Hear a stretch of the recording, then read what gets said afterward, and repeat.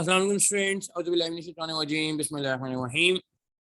व बिशवाली सदरी वयस्सिर अमरी वाहलुल उक़दतम मिन लिसानी यफ़क़हू क़ौली वबिज़्नी इल्मा वबिज़्नी इल्मा वबिज़नी इल्मा। अच्छा जी, स्टार्ट करते हैं आज का सेशन। क्वेश्चन नंबर 5 से हमने बात करनी थी। कल की क्लास में हमने 2 टेक्निक्स, इनफैक्ट 3 टेक्निक्स हमने देख ली थी। Accounting rate of return ARR, and उसके बाद हमने देखा था पे बैक पीरियड, एडवांटेज डिसएडवांटेज भी देख लिए थे, एंड लास्टली फिर हम आ गए थे बेल आउट पे बैक। ठीक है जी, तो कल की चीज़ें क्लियर है हमें। आज हम आगे बढ़ेंगे। एक हमारे पास नया एजेंडा है एनपीवी का, नेट प्रेजेंट वैल्यू का। अच्छा, थोड़ा सा मैं बैकग्राउंड देता हूँ आपको। What is net present value? थोड़ा सा एक छोटी सी इलस्ट्रेशन से बात शुरू करते हैं और फिर यहाँ पे वापस आएंगे कि लेट से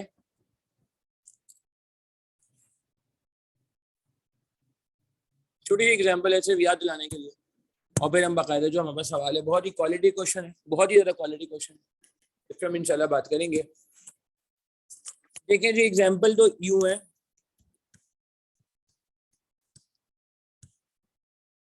business invested ₹1 million now and expect to receive ₹1.6 million as a return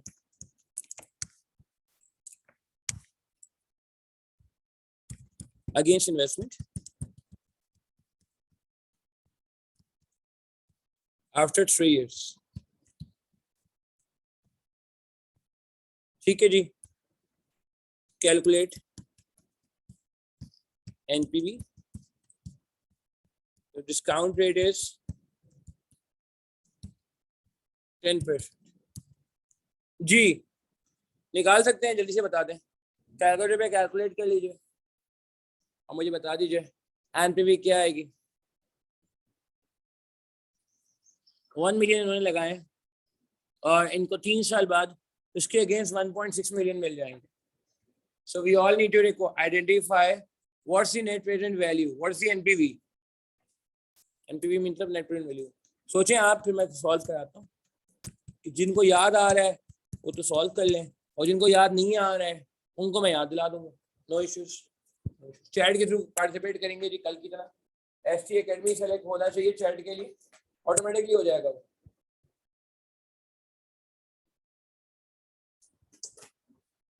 जी, आने शुरू हो गए जी आंसर, एनपीवी आनी शुरू हो गई है। ठीक है, ठीक हो गया।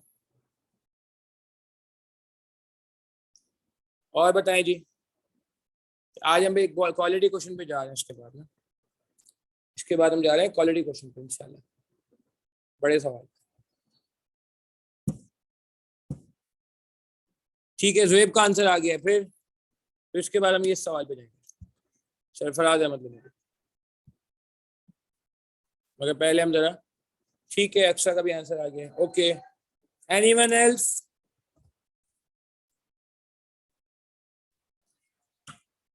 क्या किया जाए?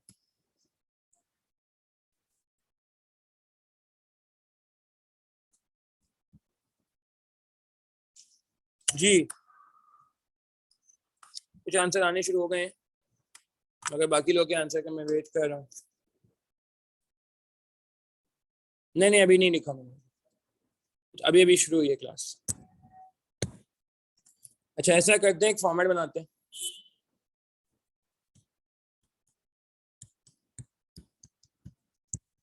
अच्छा, 1 मिनट के लिए जरा हम ये करते हैं कि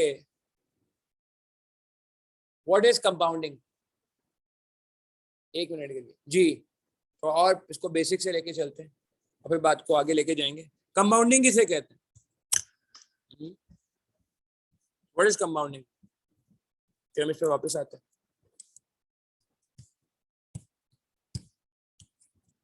कि बिजनेस ने mister A invested at the rate of 10% for 3 years। ठीक है, तो what will be the investment?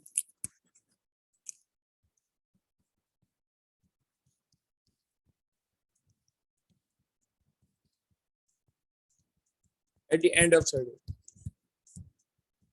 Third year के आखिर में उसकी इन्वेस्टमेंट कितनी होगी? चलें ये तो ट्राई करें।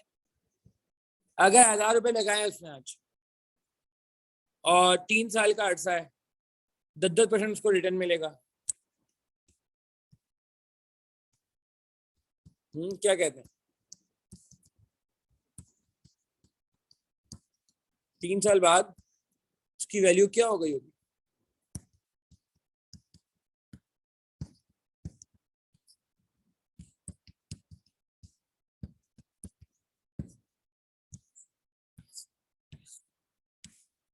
जी बिल्कुल सही कहा मुगीस, सही कह रहे हैं अक्सर। और कोई ट्राई करे? शाबाश। हम बेसिक से स्टार्ट कर रहे हैं, फिर एक क्वालिटी क्वेश्चन पे जाएंगे। ठीक है गुल? ये 1 2 3 ठीक है सानिया, फाइन। तो पहले साल प्रिंसिपल इन्वेस्टमेंट तो 1000 ही रहेगी, प्रिंसिपल तो सेम रहता है, इंटरेस्ट 10% लग जाएगा। तो कितना हो गया इंटरेस्ट 10%? 100 रुपये। और क्लोजिंग वैल्यू कितनी हो जाएगी? 1100 ऐड करके आएगी ना, उसकी ऐड करके आएगी क्लोजिंग फिगर। ठीक है, दोनों को ऐड कर दिया। अब अगले साल जो इंटरेस्ट लगेगा वो 1100 पे 10% लगेगा, 1100 पे लगेगा, यानी कि 110, यानी कि 110, यानी कि ये कितना हो जाएगा? 1210, 1210, 1210, 1210 एंड देन फाइनली इस पे भी 10% लगा दीजिए, 121। अच्छा इसका शॉर्टकट क्या है? देख रहे हैं आप, हमेशा जो इंटरेस्ट लग रहा है वो कंबाइंड फिगर पे लग रहा है, टोटल फिगर पे लग रहा है, एजेड फिगर पे लग रहा है। ठीक हो गया? अच्छा अब इसका शॉर्टकट क्या है कि आप डायरेक्ट 1000 को मल्टीप्लाई करते हैं 1.1 से, 1.1 से 110% से मल्टीप्लाई करते हैं। क्या ख्याल है भाई? 100 इसका अपना ओरिजिनल, 100% ओरिजिनल इन्वेस्टमेंट और उस पर 10% का इंटरेस्ट। क्या ख्याल है? उस पर 10% का इंटरेस्ट तो कितना हो गया? 110% हो गया। ठीक है, यहाँ पे कितना हो जाएगा? 1000 इंटू 1.1 स्क्वायर, यहाँ कितना हो जाएगा? 1000 इंटू 1.1 क्यूब। ये आगे जाके कॉन्सेप्ट आएगा इन्फ्लेशन का, थोड़ा सा आगे बढ़ेंगे ना तो आगे कॉन्सेप्ट है इन्फ्लेशन का। तो इन्फ्लेशन का जब कॉन्सेप्ट अप्लाई किया जाएगा तो वहां पे कंपाउंडिंग ही चलेगी, कंपाउंडिंग ही चलेगी। ठीक है, तो अगर मैं कंपाउंडिंग की बात करूं, फ्यूचर वैल्यू निकालनी होती है तो हम क्या करते हैं? अगर फ्यूचर वैल्यू निकालनी होती है, बाद की वैल्यू निकालनी होती है, आगे की वैल्यू निकालनी होती है, तो हम क्या कर रहे हैं? हम प्रेजेंट वैल्यू ले रहे हैं, यानी कि आज की वैल्यू ले रहे हैं, यानी कि 1000 ले रहे हैं और उसमें हम ऐड उसको मल्टीप्लाई कर रहे हैं 1 प्लस आई की पावर एन से। चेक करें ऐसा हो रहा है कुछ?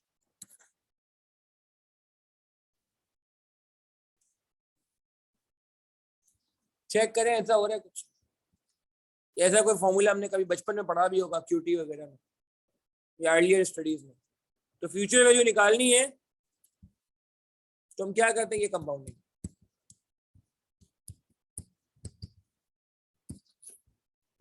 ये कंपाउंडिंग। ठीक है, अब अगर आपको फ्यूचर वैल्यू निकालनी प्रेजेंट वैल्यू से, यानी कि 1000 आज इन्वेस्ट किए, यानी कि आज 1000 करंट वैल्यू है, आज की वैल्यू है, और आपको बाद की 3 साल बाद की वैल्यू निकालनी है, तो हम डायरेक्ट काम कर सकते हैं, जो आप में से बहुत सारे लोगों ने किया भी था, डायरेक्ट आंसर निकालिए था 1331। बट अगर मैं कहूं कि नहीं जी हमें ना इसको सब्जेक्ट बनाना है, प्रेजेंट वैल्यू को सब्जेक्ट बनाना है, क्या हो जाएगा फॉर्मूला? अगर हम प्रेजेंट वैल्यू को सब्जेक्ट बनाएंगे तो फॉर्मूला क्या हो जाएगा बताएं? मैथमेटिक्स का इस्तेमाल करें, अगर प्रेजेंट वैल्यू को सब्जेक्ट बनाएंगे तो हमारा फॉर्मूला हो जाएगा फ्यूचर वैल्यू डिवाइड बाय, ये मल्टीप्लाई हो रहा है यहाँ पे, यहाँ ये मल्टीप्लाई हो रहा है। अगर फ्यूचर वैल्यू को सब्जेक्ट बनाया जाएगा तो इधर जाके डिवाइड हो जाएगा, इधर जाके डिवाइड हो जाएगा। ठीक है जी, बात समझ आ रही? बेसिक से इसलिए उठा रहा हूँ ताकि ये कि सब एक साथ आ जाए, कोई स्ट्रॉन्ग है वीक है कोई मसला ना हो में। हम सब एक पेज पे आ जाए। फिर मैं एक सवाल को ऑलरेडी कराने में इंटरेस्टेड हूँ, सरफराज अहमद। टीम से तो चले गए मगर किताब से हमारी नहीं गए। खैर ठीक है जी। इनफैक्ट चैंपियंस ट्रॉफी की सेलिब्रेशन भी जी ना कल मेरे ख्याल से। आई थिंक 5 साल पूरे हो गए शायद चैंपियंस ट्रॉफी जीते हुए। 18-6 कोड कहते हैं ना। खैर 18 जून। This is called what? क्या ये बात समझ आती? क्लियर है बात हमें? तो डिस्काउंटिंग करनी होगी तो डिवाइड करना होगा, कम करना होगा, छोटा करना होगा, रिड्यूस करना होगा, क्योंकि क्योंकि क्योंकि फ्यूचर वैल्यू ज्यादा होती है और प्रेजेंट वैल्यू कम होती है। फ्यूचर वैल्यू ज्यादा होती है और प्रेजेंट वैल्यू कम होती है। नोट कर लें यार, छोटी सी इलस्ट्रेशन है, नोट कर लें। रेशियो पावर मेंटेन करना है जी। रोजाना बात हो रही है ये, और ये आगे भी बात होगी इंशाल्लाह। काइंडली इसको नोट करिए और फिर हम आगे बढ़ते हैं। कोशिश करें जी जो लोग लाइव ले रहे हैं वो लाइव ही लेते रहे फिर आगे भी ना। आज की क्लास के बाद मैं 2 रिकॉर्डेड लेक्चर अपलोड करूंगा। आज रात में ही मोस्ट प्रॉब्ली मैं कर दूंगा, मोस्ट प्रॉब्ली। तो उसके बाद फिर आप ये करिएगा कि Monday, Tuesday, Wednesday, Thursday, Friday 5 में से किसी भी 2 दिन आप क्लास ले लें और सैटरडे को फिर आप लाइव में वापस लाइव में आएंगे। डिसिप्लिन इंश्योर होगा, वरना ये एक दफा चीज़ हाथ से निकली तो फिर पकड़ना मुश्किल हो जाता है। ठीक है। संडे मॉर्निंग है, मुझे पता है थोड़ा सा कुछ लोग जो है बेचारे शायद सैटरडे नाइट के जागे हैं इसलिए नहीं आ सके आज, but still I think it is better कि हम डिसिप्लिन को इंश्योर करें। हो गया है तो मैं आगे बढ़ना चाहूँगा। वो कल इंशाल्लाह फॉर्म में अवेलेबल होगी इंशाल्लाह। एडमिन आपको मैसेज कर देगा कल सुबह सुबह ना, ग्रुप पे, व्हाट्सएप ग्रुप पे, बुक से रिलेटेड प्रोसेस का। अच्छा ये हो गई बात, नोट कर लिया। तो मैं आगे बढ़ना चाहूँगा। सवाल भी जाना है हमने यार भाई, क्वालिटी सवाल हमारा वेट कर रहा है। अच्छा अब इधर वापस आ जाए। अब इधर क्या करना है? इधर फ्यूचर वैल्यू गिवन है, इधर फ्यूचर वैल्यू गिवन है। 1.6 मिलियन मिलेगा कितने साल बाद? 3 साल बाद। क्या करें, क्या करें? निकाल लें इसकी प्रेजेंट वैल्यू, निकाल लें इसकी प्रेजेंट वैल्यू।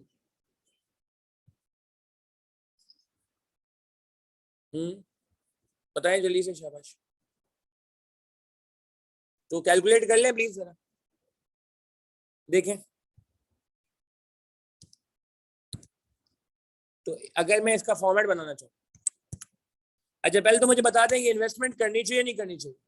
वो बंदा आपसे 1 मिलियन ले रहा है आज और बदले में आपको 1.6 मिलियन दे रहा है 3 साल बाद। क्या हम ये पैसा लगा दें या ना लगाएं, सवाल है। करें, कैलकुलेशन करें। ठीक है, ठीक है। ईयर 0 और ईयर 3।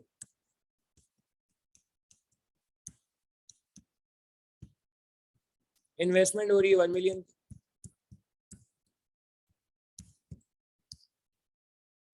और रिटर्न आ रहा है 3 साल बाद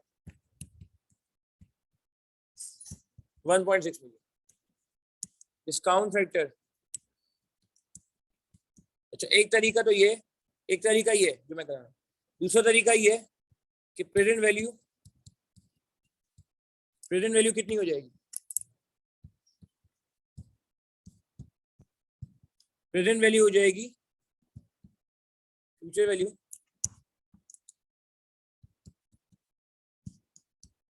डिवाइड बाय 1 + i की पावर है।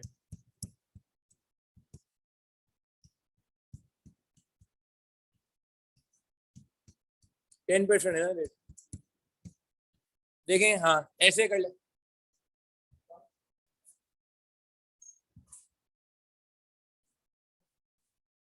ठीक है, तो ऐसे निकाल लें प्रेजेंट वैल्यू 1.2 कह रहे हैं ना, 1.2 मिलियन। और एग्जैक्ट निकालना चाहें एग्जैक्ट भी निकाल सकते, 1202 104।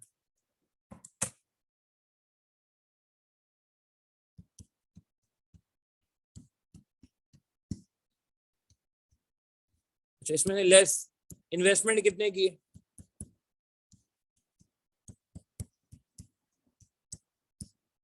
तो क्या आ गया ये? Net present value. नेट का मतलब क्या होता है? जैसे नेट प्रॉफिट होता है ना, कोई चीज माइनस करने के बाद।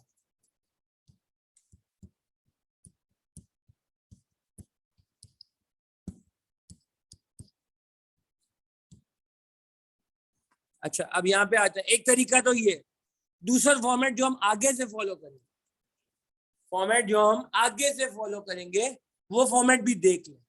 वो फॉर्मेट कुछ यूं है कि आपको पता है इन्वेस्टमेंट ये रही, रिटर्न ये रहा, डिस्काउंट फैक्टर लगा दें। अच्छा, डिस्काउंट फैक्टर पता है क्या चीज होती है? What is discount factor? हाँ जी, हम आई थिंक अकाउंटिंग वगैरह में भी यूज करते हैं। 10% का डिस्काउंट फैक्टर, या तो ये हम क्या कहते हैं, आप टेबल से भी देख सकते हैं, मगर बेहतर है आप कैलकुलेट कर लें। फिर सवाल पे चलते हैं। इसका 1 होगा, इसका डिस्काउंट फैक्टर क्या होगा? इसका तो 1 है।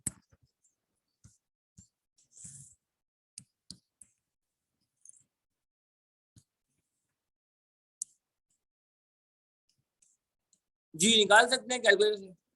फैक्टर क्या होगा? फैक्टर एनुअलिटी फैक्टर आगे आ जाएगा, मगर पहले डिस्काउंट फैक्टर। तो वो हम ये कह सकते हैं 1/1.1 क्यूब। नहीं नहीं नहीं नहीं रियाज, डिस्काउंट फैक्टर का मतलब है कि कम करना है ना। जैसे क्या मैं इसको ऐसे लिख सकता हूँ?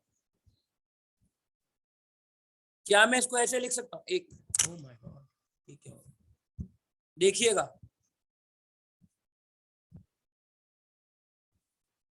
क्या मैं इसको ऐसे लिख सकता हूँ? ये ऑल्टरनेट है।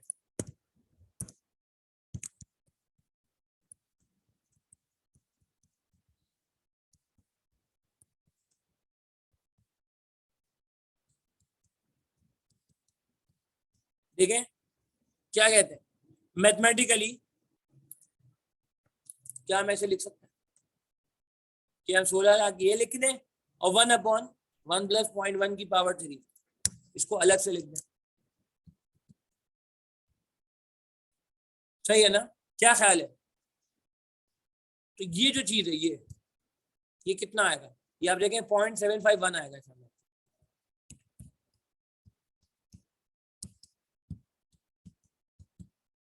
ये this 0.751, this is called what?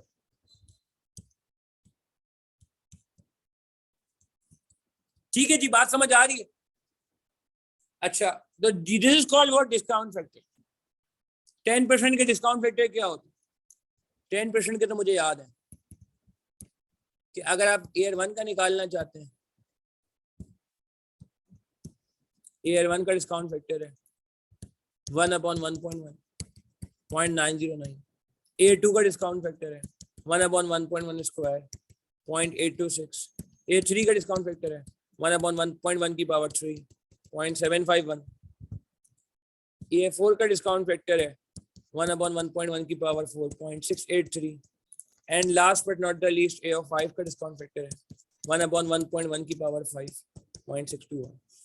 ठीक है, 10% के मुझे याद है, 11 के टाइम से पढ़ा रहा हूँ, तो ये याद हो गया। और ये डिस्काउंट फैक्टर के मुझे मतलब रेट के नहीं याद, मगर 10% के अलहमदिल्ला काफ़ी फ्रीक्वेंटली यूज हुए हैं, तो इस वजह से याद है। खैर, तो ये बात समझ आ रही है कि हम डिस्काउंटिंग के लिए डिस्काउंट फैक्टर का इस्तेमाल करते हैं।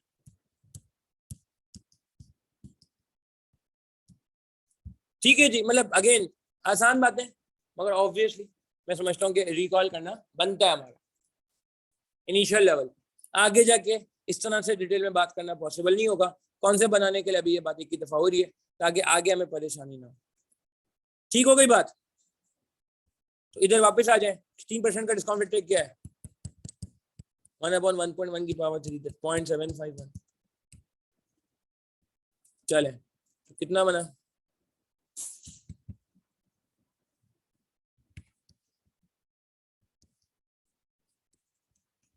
नेट प्रेजेंट वैल्यू निकाल लें, लोगों को नेट कर दें।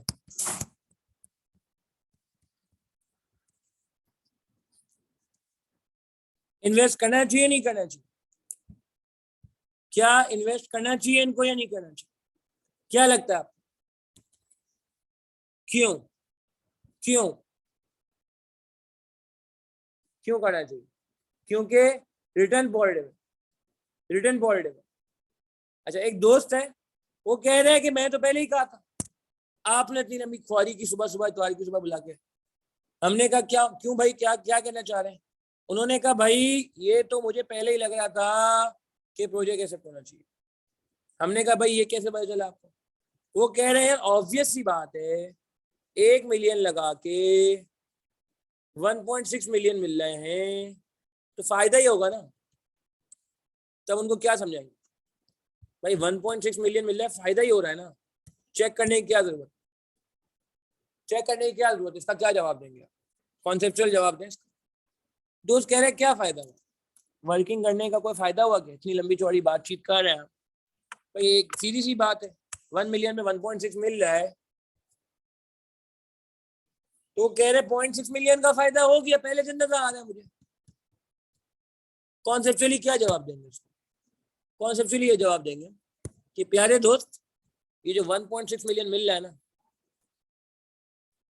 ये 1.6 मिलियन धोखा है, ये 1.6 मिलियन धोखा है प्यारे दोस्त।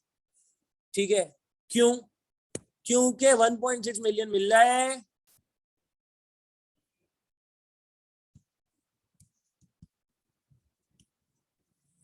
आफ्टर 3 इयर्स, और पैसे की वैल्यू कम हो गई होगी। 3 साल बाद कोई आपको 16 लाख रुपए देगा ना, उसकी वो वर्ती नहीं होगी। आज 16 लाख से आप कुछ परचेज कर सकते हो, ठीक है ना, मगर बाद में 16 लाख से क्या मिलेगा? नहीं मिलेगी वो चीज, महंगी हो चुकी होगी, 16 लाख की वर्थ कम हो गई होगी, 16 लाख में कम चीजें आएंगी। आप मेरी बात समझ? बिल्कुल। और हम उसको ये भी समझाएंगे, मुगीज ने बिल्कुल सही कहा, मुगीज यू आर राइट माशाल्लाह, कि प्यारे दोस्त, हम उसको ये भी समझाएंगे कि प्यारे दोस्त, हमारा जो रिटर्न है 6 लाख नहीं है, 6 लाख नहीं है, हमारा जो असली रिटर्न है, जो प्रेजेंट वैल्यू टर्म में आज के हिसाब से रिटर्न है, वो असली में सिर्फ कितना है? 2 लाख। 6 लाख तो कभी ना रिटर्न था ना होगा इन हालात, क्योंकि हमें पैसे कब मिल रहे? बाद में, time value of money consider करना। मार आपके मैसेज आ रहे हैं, टेंशन ना ले, मार आपके मैसेज आ रहे हैं, सही बात समझ आ रही है? क्लियर है? बिल्कुल। टाइम वैल्यू ऑफ मनी जो है वो कम होती रहती है वक्त के साथ साथ, तो ये पूरा game he time value of money. ठीक है, इस कहानी को नोट करें जरा प्लीज, प्लीज यार, इस कहानी को नोट करें, हम बात करते हैं, जल्दी से नोट करेंगे। अच्छा, एक और तरीके से भी देख सकते हैं कि हम ये भी देख सकते हैं कि हम फ्यूचर वैल्यू टर्म में बात कर लें। एक और तरीका होता है फ्यूचर वैल्यू टर्म, ठीक है, जो कि नॉर्मली मैं कभी कभार करा देता हूँ, मगर मैंने कहा आज इतनी ज्यादा कोई इसमें जरूरत नहीं है, स्टूडेंट को बात समझ आ जाती है फ्यूचर वैल्यू और प्रेजेंट वैल्यू में फर्क, तो हम बात कर लेते हैं। देखें, एक बात ध्यान में रखिएगा कि हमारी टेक्निक का नाम क्या है? Net present value, net present value. तो हमें प्रेजेंट वैल्यू के टर्म में काम करना है, इसीलिए मैं क्या निकाली? दोनों की प्रेजेंट वैल्यू निकाली। ये तो प्रेजेंट वैल्यू थी पहले से, और इसकी भी प्रेजेंट वैल्यू निकाली। ठीक है जी। अच्छा, अब कुछ मैं जनरल बात करना चाहूंगा, एनपीवी शुरू करने जा रहे हैं, ठीक है, सवाल पढ़ेंगे और सवाल के साथ साथ कुछ कॉन्सेप्ट रिकॉल करते रहेंगे। सवाल पढ़ रहे हैं जी, ये सवाल आपके मौजूद है, जो किताब जिनके पास मौजूद है उनके पास पेज नंबर 27 है, और जिनके पास हैंड आउट मौजूद है, हैंड आउट में भी पेज नंबर 27 है। ठीक है, जो बुक में आपका करंट वर्जन है उसमें 27 है, डिफरेंट वर्जन होगा तो फिर जाहिर सी डिफरेंट पेज नंबर आपको नजर आ रहा होगा। ठीक है जी, अगर आप कहते हैं तो मैं हैंड आउट एक दफा वापस से ग्रुप पे शेयर कर देता हूँ, ताकि ये कि परेशानी ना हो।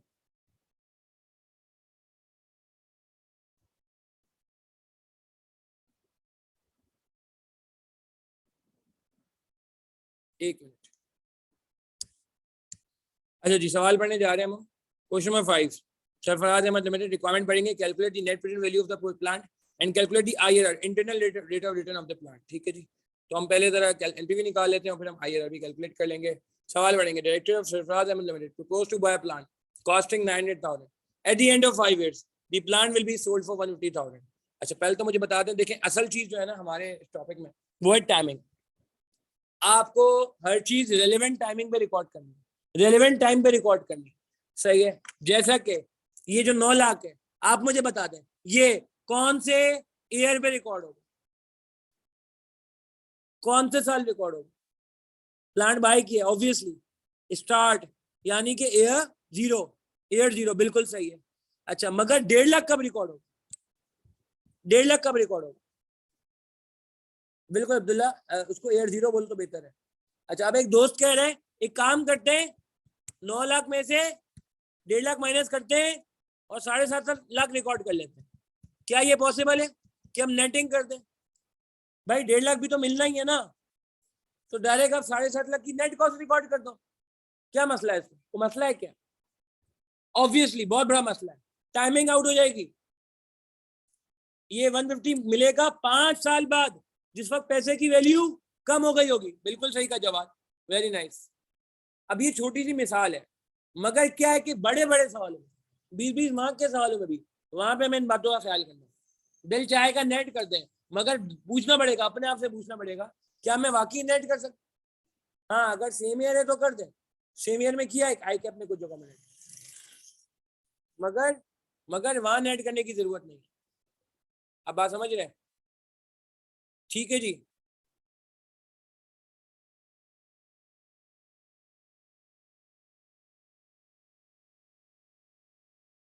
ठीक है,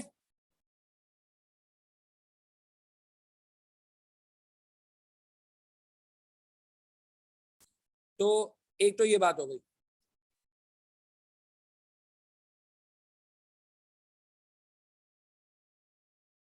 अब अगली बात, एक तो ये बात हमने कर ली। दूसरा क्या कह रहे हैं, in each of the 5 year the plan will increase revenue by 480,000। ये लाइन खामा खामे गुमराह कर देती है स्टूडेंट। तो इसकी भी मैं बैकग्राउंड में बात करता हूँ। देखिए जब, मतलब पहले लेक्चर में जैसे मैंने बात की थी कि एक प्रोडक्ट है एंग्रो का ऑलपर्स, तो अगर हम ऑलपर्स की इन्वेस्टमेंट अप्रेजल कर रहे हैं, सुनिएगा, अगर हम इन्वेस्टमेंट अप्रेजल कर रहे हैं ऑलपर्स की,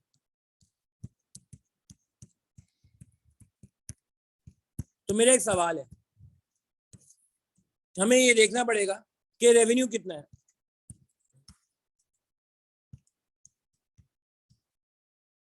रेवेन्यू कितना है विदाउट ऑलपर्स, यानी कि एंग्रो का ओवरऑल रेवेन्यू कितना था विदाउट ऑलपर्स। लेट से इनका रेवेन्यू था विदाउट ऑलपर 2000 मिलियन, मिसाल दे रहा हूं, सही है। और जब ये ऑलपर लॉन्च कर देंगे, रेवेन्यू विद ऑलपर्स इनका लेट से हो गया 2500 मिलियन। अब मेरा सवाल है, जब ऑलपर की इन्वेस्टमेंट अप्रेजल की जाएगी, जब ऑलपर की इन्वेस्टमेंट को जांचा जाएगा, तो आप 2000 पे काम करेंगे या 2500 पे काम करेंगे? 2000 मिलियन पे काम करेंगे या 2500 पे काम करेंगे? अगर ऑलपर्स की इन्वेस्टमेंट को इवेलुएट किया जाए तो क्या लगता है? ठीक हो गया, सही कह, और लोग ट्राई करें। सही कह रहे हैं जवाद, गुल, अक्सा, सानिया, ठीक है, और आरफा, सही है, वेरी नाइस। ठीक हो गया मुबशिर के 2000 पे नहीं करेंगे, 2500 पे भी नहीं करेंगे, हम निकालेंगे डिफरेंशियल, इंक्रीमेंटल, इजाफी, एक्स्ट्रा, रेलेवेंट, जो कि कितना होगा। तो ये बात हमने ध्यान में रखनी है, incremental cash flow will be considered.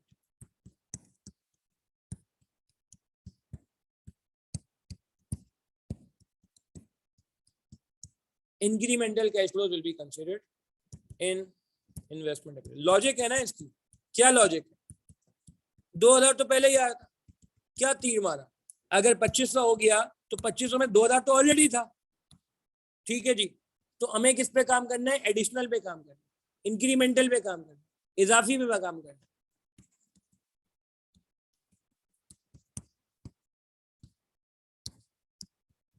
Relevant cash flow will be considered, cash flow, profit नहीं, प्रॉफिट नहीं, ये भी एक बात आ रही है, ये भी एक बात आ रही है, cash flows will be considered।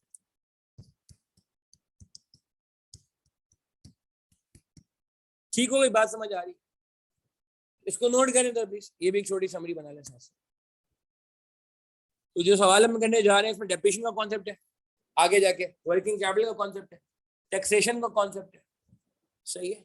और जब ये एनपीवी हो जाएगी, एडवांस एक्सपेंस का कॉन्सेप्ट है बहुत जबरदस्त, कि अगर एडवांस में एक्सपेंस होता है तो क्या मसले मसाइल होते हैं, वो कॉन्सेप्ट आ रहा है। फिर IRR भी आगे जाके आ जाएगा अगर आज टाइम बचा तो। ठीक है जी, नोटिंग हो गई। तो ये हमने कहा, क्या बात कर ली कि इंक्रीमेंटल पे काम करना, एडिशनल पे काम करना, इजाफी पे काम करना, एक्स्ट्रा पे काम करना, रेलेवेंट पे काम करना, रेलेवेंट पे काम करना। ठीक है जी। अच्छा आगे बढ़ते हैं। अब जरा वापस आते हैं सवाल। तो इन्हीं 5 years plant will increase revenue by 480,000। अब इस लाइन का मतलब क्या है, कुछ लोग इसको गलत ले लेते, यानी कि अच्छा हर साल का अपना कितने साल का कैश फ्लो बनेगा। एक और बात ही बता दें, 5 साल का प्रोजेक्ट है, 5 years का प्रोजेक्ट है, तो मैं क्या कह सकता हूं कि 5 साल का काम करना है, 5 years का काम करना है। ये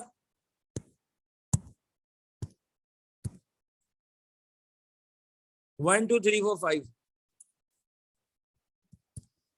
सॉरी 0 भी शायद, एयर 0,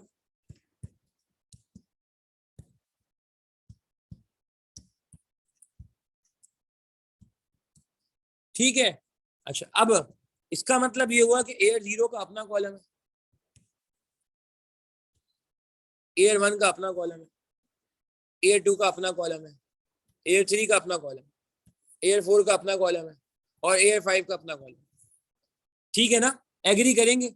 अच्छा डिस्काउंटिंग भी सबकी अलग अलग होगी, एयर 1 की डिस्काउंटिंग अलग होगी, एयर 2 की डिस्काउंटिंग अलग होगी, एयर 3 और 4 और 5 की बिल्कुल अलग होगी।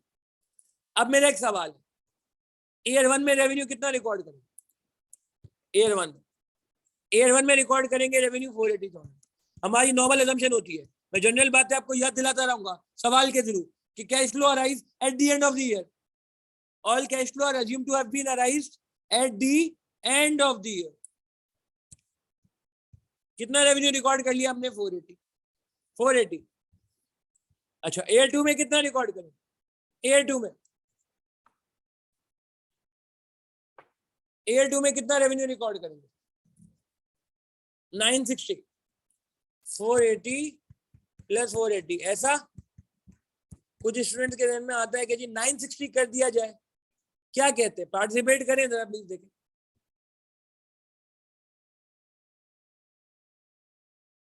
जी बिल्कुल बिल्कुल, अगले साल भी 480, नहीं तो ये 960 हो गया ना, हाँ बिल्कुल 960 हो गया, ये 480 और 480 960 हो गया, मगर ये मिला के हुआ, एज एट हुआ है।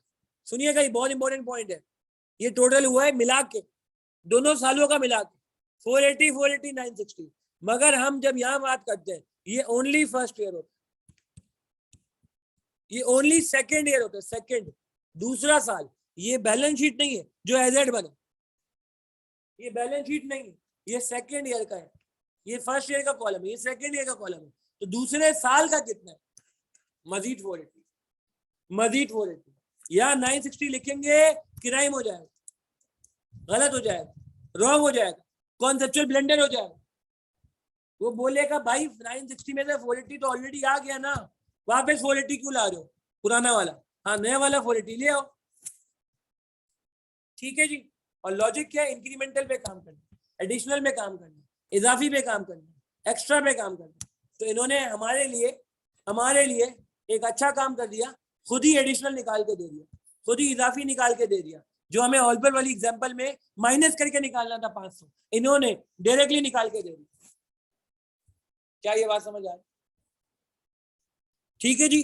तो हर दफा ये 480 ही आएगा, 480 क्योंकि एडिशनल हर साल का 480 एडिशनल। हाँ टोटल बढ़ रहा है, वो बात सही है, टोटल 960 हो गया टोटल, मगर हमें एडिशनल में काम, इंक्रीमेंटल में काम करना। और लॉजिक ये कि हम दूसरे साल का चाह रहे हैं, खाली दूसरे साल का चाह रहे हैं, दोनों सालों का नहीं। देखो फर्क है, दोनों सालों में और दूसरे साल में काफी फर्क है। अच्छा इधर वापस आ जाए, increase annual expenditure, increase annual expenditure कितना, 2,40,000। ये भी वही है कि एनुअल एक्सपेंडिचर इंक्रीज, यानी कि इंक्रीमेंटल फिगर बता दिया, एडिशनल फिगर बता दिया, इजाफी फिगर बता दिया, 240 240 240 चलता रहेगा। ठीक हो गई बात। अच्छा आगे बढ़ते हैं, आगे हमसे क्या कह रहे हैं, 240 की बात हो गई है। Plant depreciation on a straight line basis, क्या प्लांट कैश फ्लो है और डेप्रिसिएशन कैश फ्लो है, जवाब दें। क्या डेप्रिसिएशन कैश फ्लो है? नो नो, मगर आगे कहीं टैक्स आ रहा है, आगे कहीं टैक्स आ रहा है। क्या टैक्स वाले डेप्रिसिएशन को एज अ एक्सपेंस मानते हैं? जवाब दे। क्या टैक्स वाले डेप्रिसिएशन को एज अ एक्सपेंस मानते हैं? Yes yes. अगर मानते हैं तो इसका मतलब डेप्रिसिएशन की वजह से टैक्स बचता है, डेप्रिसिएशन की वजह से टैक्स बचता है, सेव होता है। एग्री करेंगे? डेप्रिसिएशन का टैक्स बचता है क्योंकि ये डेप्रिसिएशन हमारे प्रॉफिट को क्या कर देगा? एक्सपेंस है ना, टैक्सेबल प्रॉफिट को कम कर देगा। तो अब डेप्रिसिएशन को हम कंसीडर करेंगे only for tax purpose, only for tax purpose. ठीक है जी, बात समझ आ रही है? तो अगर हम एक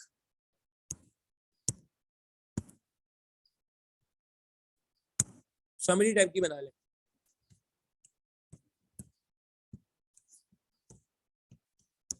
only relevant cash flows are considered,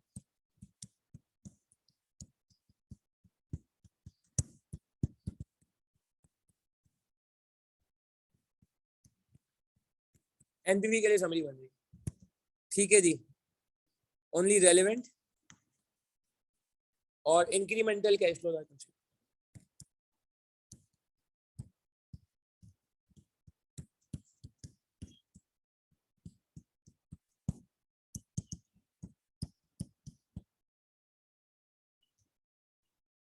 ठीक हो गई बात?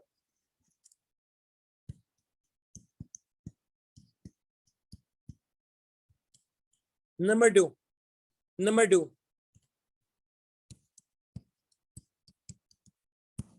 it only be considered for tax purpose.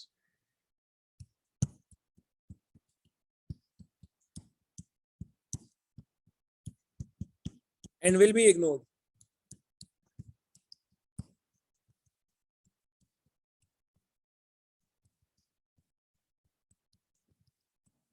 There is no tax rate.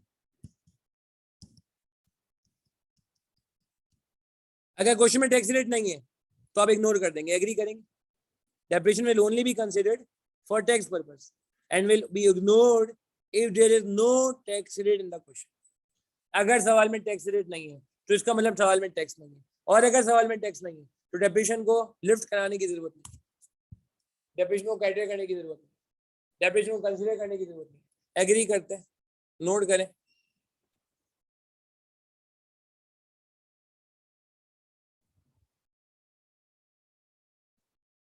Note करें। ठीक है, मसला तो नहीं है?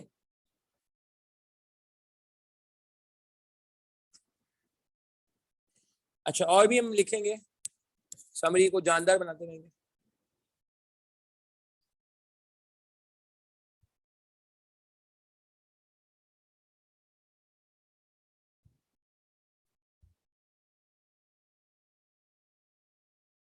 ठीक है,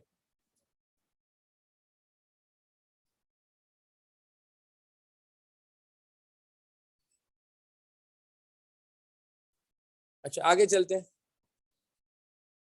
ये हो गया।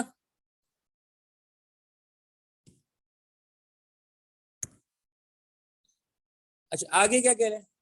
आगे हमसे कह रहे हैं, आगे एक बहुत इंपॉर्टेंट पॉइंट आ रहा है, बहुत इंपॉर्टेंट पॉइंट आ रहा है। Additional maintenance expense will be paid at the start of year 2 and year 4 amounting to 50,000। यार ये बात समझ नहीं आ रही, स्टार्ट ऑफ ईयर 2 का क्या मतलब है? और इसकी वजह टेक्स्ट में बहुत चेंजेस भी आएंगे जी। बहुत ही कॉम्प्रिहेंसिव सवाल है, देखिए गौर से देखना है हमने। क्या मतलब होता है स्टार्ट ऑफ ईयर 2 का? क्या मतलब होता है? इस वन का क्या मतलब है? इस वन का मतलब है यहाँ पे एंड ऑफ ईयर 1। बिल्कुल, इसका मतलब है एंड ऑफ ईयर 2, एंड है ये।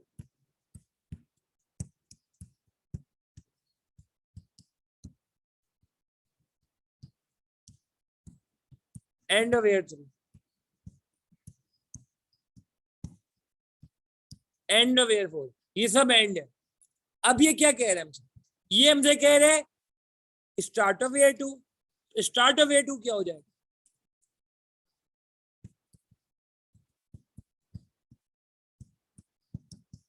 End of year 1। एग्री करेंगे?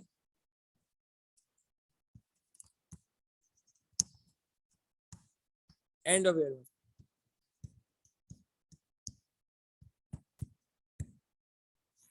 Start of year 2 means end of year 1, और स्टार्ट ऑफ ईयर 4 ये क्या हो जाएगा, स्टार्ट ऑफ ईयर 4,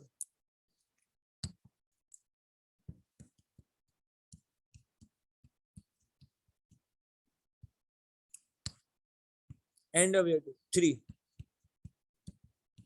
ये बिल्कुल सीखना है कि जो सेकेंड ईयर का ब्रॉट डाउन होता है, जो सेकेंड ईयर का ब्रॉट डाउन होता है वो पिछली दफा का क्या होता है, कैरी डाउन होगा, फर्स्ट ईयर का कैरी डाउन होगा, फर्स्ट ईयर का क्लोजिंग होगा, ठीक है।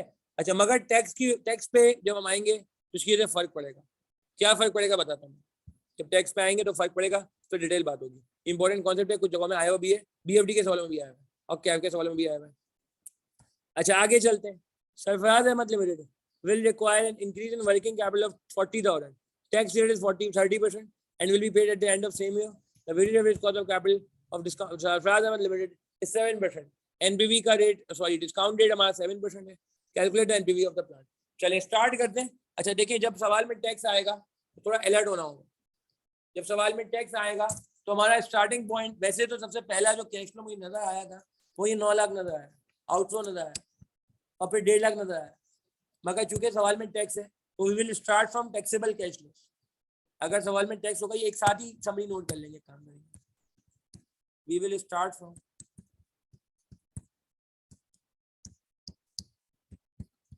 Taxable cash flow. Tax rate is available.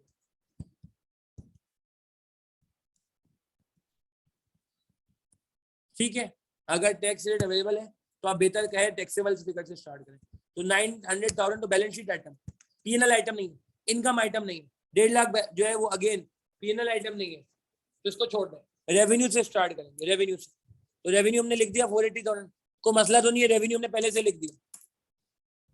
ठीक है, बुक में अंडरलाइन कर सकते हैं यस, हाईलाइट कर सकते हैं यस, मगर लिखिएगा नहीं, कोशिश करिए, क्योंकि अगर लिखेंगे तो एग्जामिनर रोक सकता है.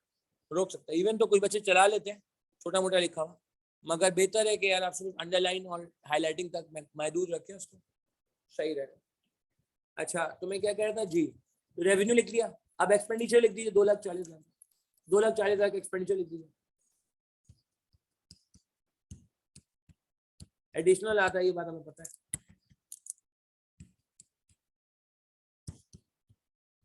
ये नॉर्मल अजम्पशन है कि कैश फ्लो अराइज होता है eight the end of the year. ये नॉर्मल अजम्पशन है कि हम कोई फिगर रिकॉर्ड करेंगे साल के आखिर में, अगर कुछ मेंशन नहीं होगा कि मैं अज्यूम करते हैं कैश फ्लो आते आते कि कैश फ्लो होते होते साल का आखिर हो जाता. ठीक है, ये बात हो गई. अच्छा और कोई एक्सपेंस है इसमें? हाँ और कोई एक्सपेंस है, और कोई खर्चा है इसमें? हाँ और कोई आउटफ्लो है इसमें? लाइन से चलते हैं. बिल्कुल है, मेंटेनेंस आ गया है, 25,000 है, मगर आपने बात कर ली है ईयर 1 और 3 में आए.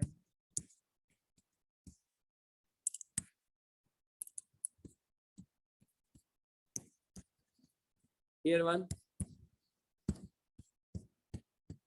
और ईयर 3 में आए. कितने का खर्चा है मेंटेनेंस का? 25,000 रुपए का. 25,000.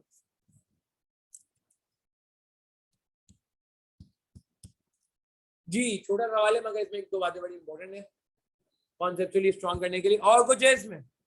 बस नेट कैश फ्लो निकाल लें. वर्किंग कैपिटल आएगा, वर्किंग कैपिटल बात कर लेते हैं. वर्किंग कैपिटल रखते हैं, एसिड रखते हैं, खत्म कर लेते हैं. खत्म, दैट्स ऑल. क्या रह गया अभी? क्या रह गया? हाँ जी बिल्कुल, टैक्सेशन है इसमें मौजूद. जब टैक्सेशन मौजूद है इसमें तो हमें क्या करना पड़ेगा? डेप्रिसिएशन को कंसीडर करना पड़ेगा. बिल्कुल बिल्कुल डेप्रिसिएशन आ जाएगा. Weighted average cost of capital तो एंड में डिस्काउंट रेट के लिए आएगा, वो तो डिस्काउंट रेट के लिए आएगा. डेप्रिसिएशन माइनस कर दीजिए.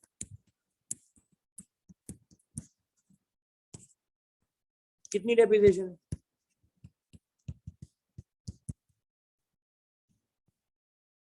Cost minus scrap value upon useful life.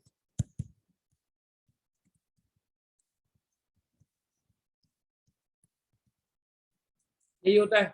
निकाल ले कितनी आ रही है, 9 लाख का एसेट है, 9 लाख की कॉस्ट है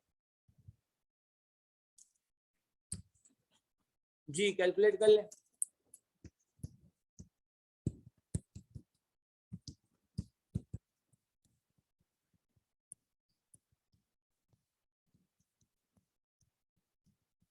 cost minus revenue upon usual life.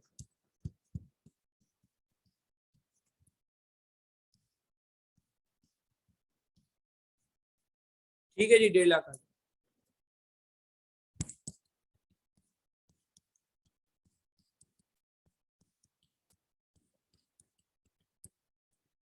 ठीक है, बात समझ आई।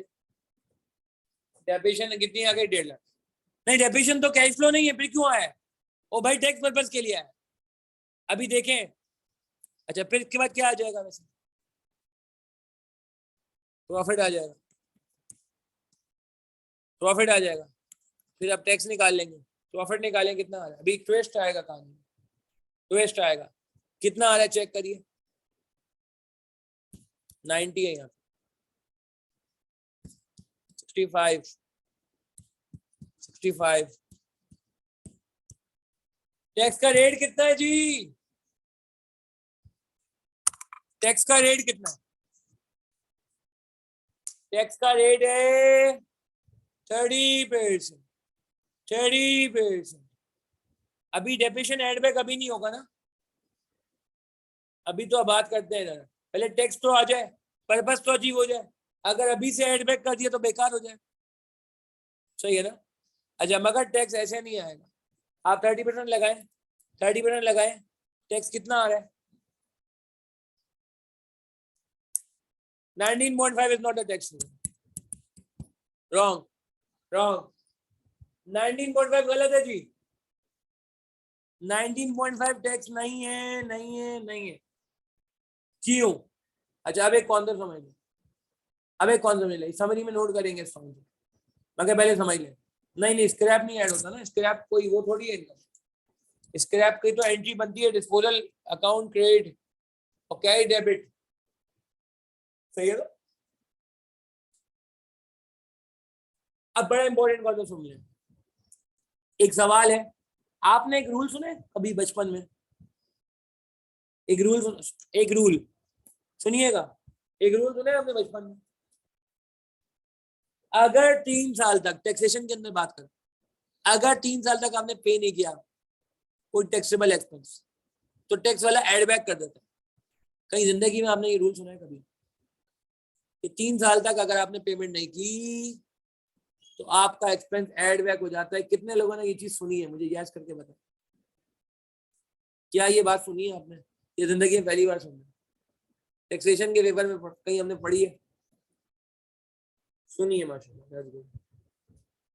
Time barred payable, very good. Time barred payable add back हो जाता है, बिल्कुल सही बात, वेरी गुड। अब मेरा एक और सवाल है, अब मैं एक और कहानी अभी लिखवाऊंगा, मेरी कहानी पहले जरा सुन लेते, पहले जरा सुन लेते। एक तो ये 3 ईयर्स वाली बात होती है, 3 ईयर्स तक अनपेड है, टैक्स वाला क्या करता है, एड बैक करता है। एक और बात, आपको पता है टैक्स आपको अलाउ करता है कि आप कैश बेसिस पे अकाउंटिंग करें या एक्रूवल बेसिस पे अकाउंटिंग करें? ये बात पता है आपको? कैश सिस्टम भी अलाउ करता है और एक्रूवल सिस्टम भी अलाउ करता है, मगर मगर मगर ज्यादातर कंपनीज किसको ऑप्ट करती है, कैश बेसिस को या एक्रूवल बेसिस? कैश बेसिस को या एक्रूवल बेसिस? सवाल है, देखें कितनी आपकी टैक्स की नॉलेज है, क्योंकि लिमिटेड टैक्स की नॉलेज आपको यहाँ चाहिए, लिमिटेड। जी, क्या कहते हैं? सही कह रहे हैं अदीना, सानिया, अक्सा, फाद अली, मुबश्शिर, सही कह रहे हैं, माज सही कह रहे हैं, और जी, क्यों, कैसे? बिल्कुल एक्रूवल बेसिस। क्यों? वरना बिजनेस के लिए बड़ा मसला हो जाएगा, बिजनेस को दो बुक्स मेंटेन करनी पड़ेगी, बिजनेस को दोनों बुक्स मेंटेन करनी पड़ेगी। आपने कभी नोट किया है, हम जब जब टैक्स का सवाल करते हैं तो हमारा स्टार्टिंग पॉइंट क्या होता है? हम अकाउंटिंग प्रॉफिट लेते हैं। कभी आपने देखा ये इस तरह से अकाउंटिंग प्रॉफिट लेते हैं, उसमें से ऐड बैक कर देते हैं अकाउंटिंग डेप्रिसिएशन। हाँ, ऐसा कभी सुना है आपने? ऐड बैक कर देते हैं पेनल्टी, स्टैट्यूटोरी पेनल्टी। स्टैट्यूटोरी पेनल्टी पता है ना क्या होती है, जो डिसअलाउ हो जाती है, सुना है आपने? हाँ, accounting loss on disposal add कर देते, प्रोविजन ऐड कर देते हैं।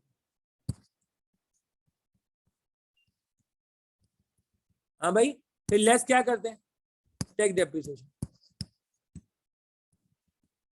लेस क्या करते हैं? वो क्या नाम है, ये टैक्स लॉस ऑन डिस्पोजल।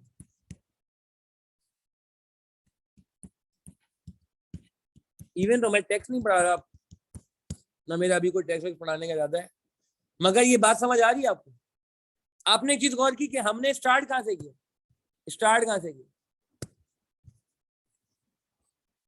मकसद ये नहीं था, ये तो ऐसे ही है।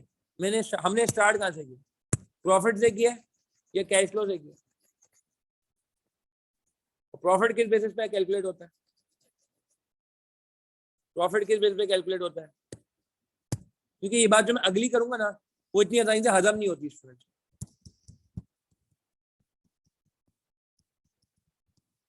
एक्रूअल बेसिस पे होता है ना, सेल्स आती है ना, रिसीट फ्रॉम डेटर्स तो नहीं आता ना, रिसीट फ्रॉम डेटर्स तो नहीं आता ना। कभी आपने सुनिएगा, मैं एक बात करने जा रहा हूँ बड़ी इंपॉर्टेंट, कभी आपने इंक्रीज इन डेटर्स को ऐड किया है यहाँ पे? सॉरी, लेस किया है? टैक्स की वर्किंग में कभी आपने इंक्रीज इन पेबल्स को ऐड किया?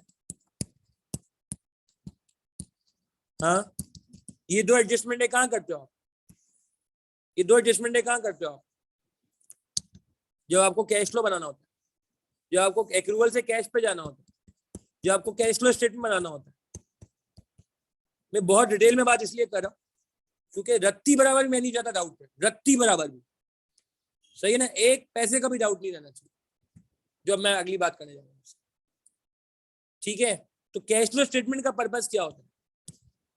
Convert accrual to cash basis, यही होता है। मतलब थोड़ी बात से बात निकल लिए क्योंकि ये बातें करनी है, ये बातें फजूल नहीं है। आगे जाके टॉपिक आएगा बहुत आगे जाके, फ्री कैश फ्लो मेथड। मैंने पहली क्लास में कहा भी था, किसी कंपनी की वैल्यू करनी है तो आप कैश फ्लो निकाल लो, एक फ्री कैश फ्लो मेथड आएगा, वहां मैं ये सारी बातें करूंगा जो मैंने रेड से लिखी।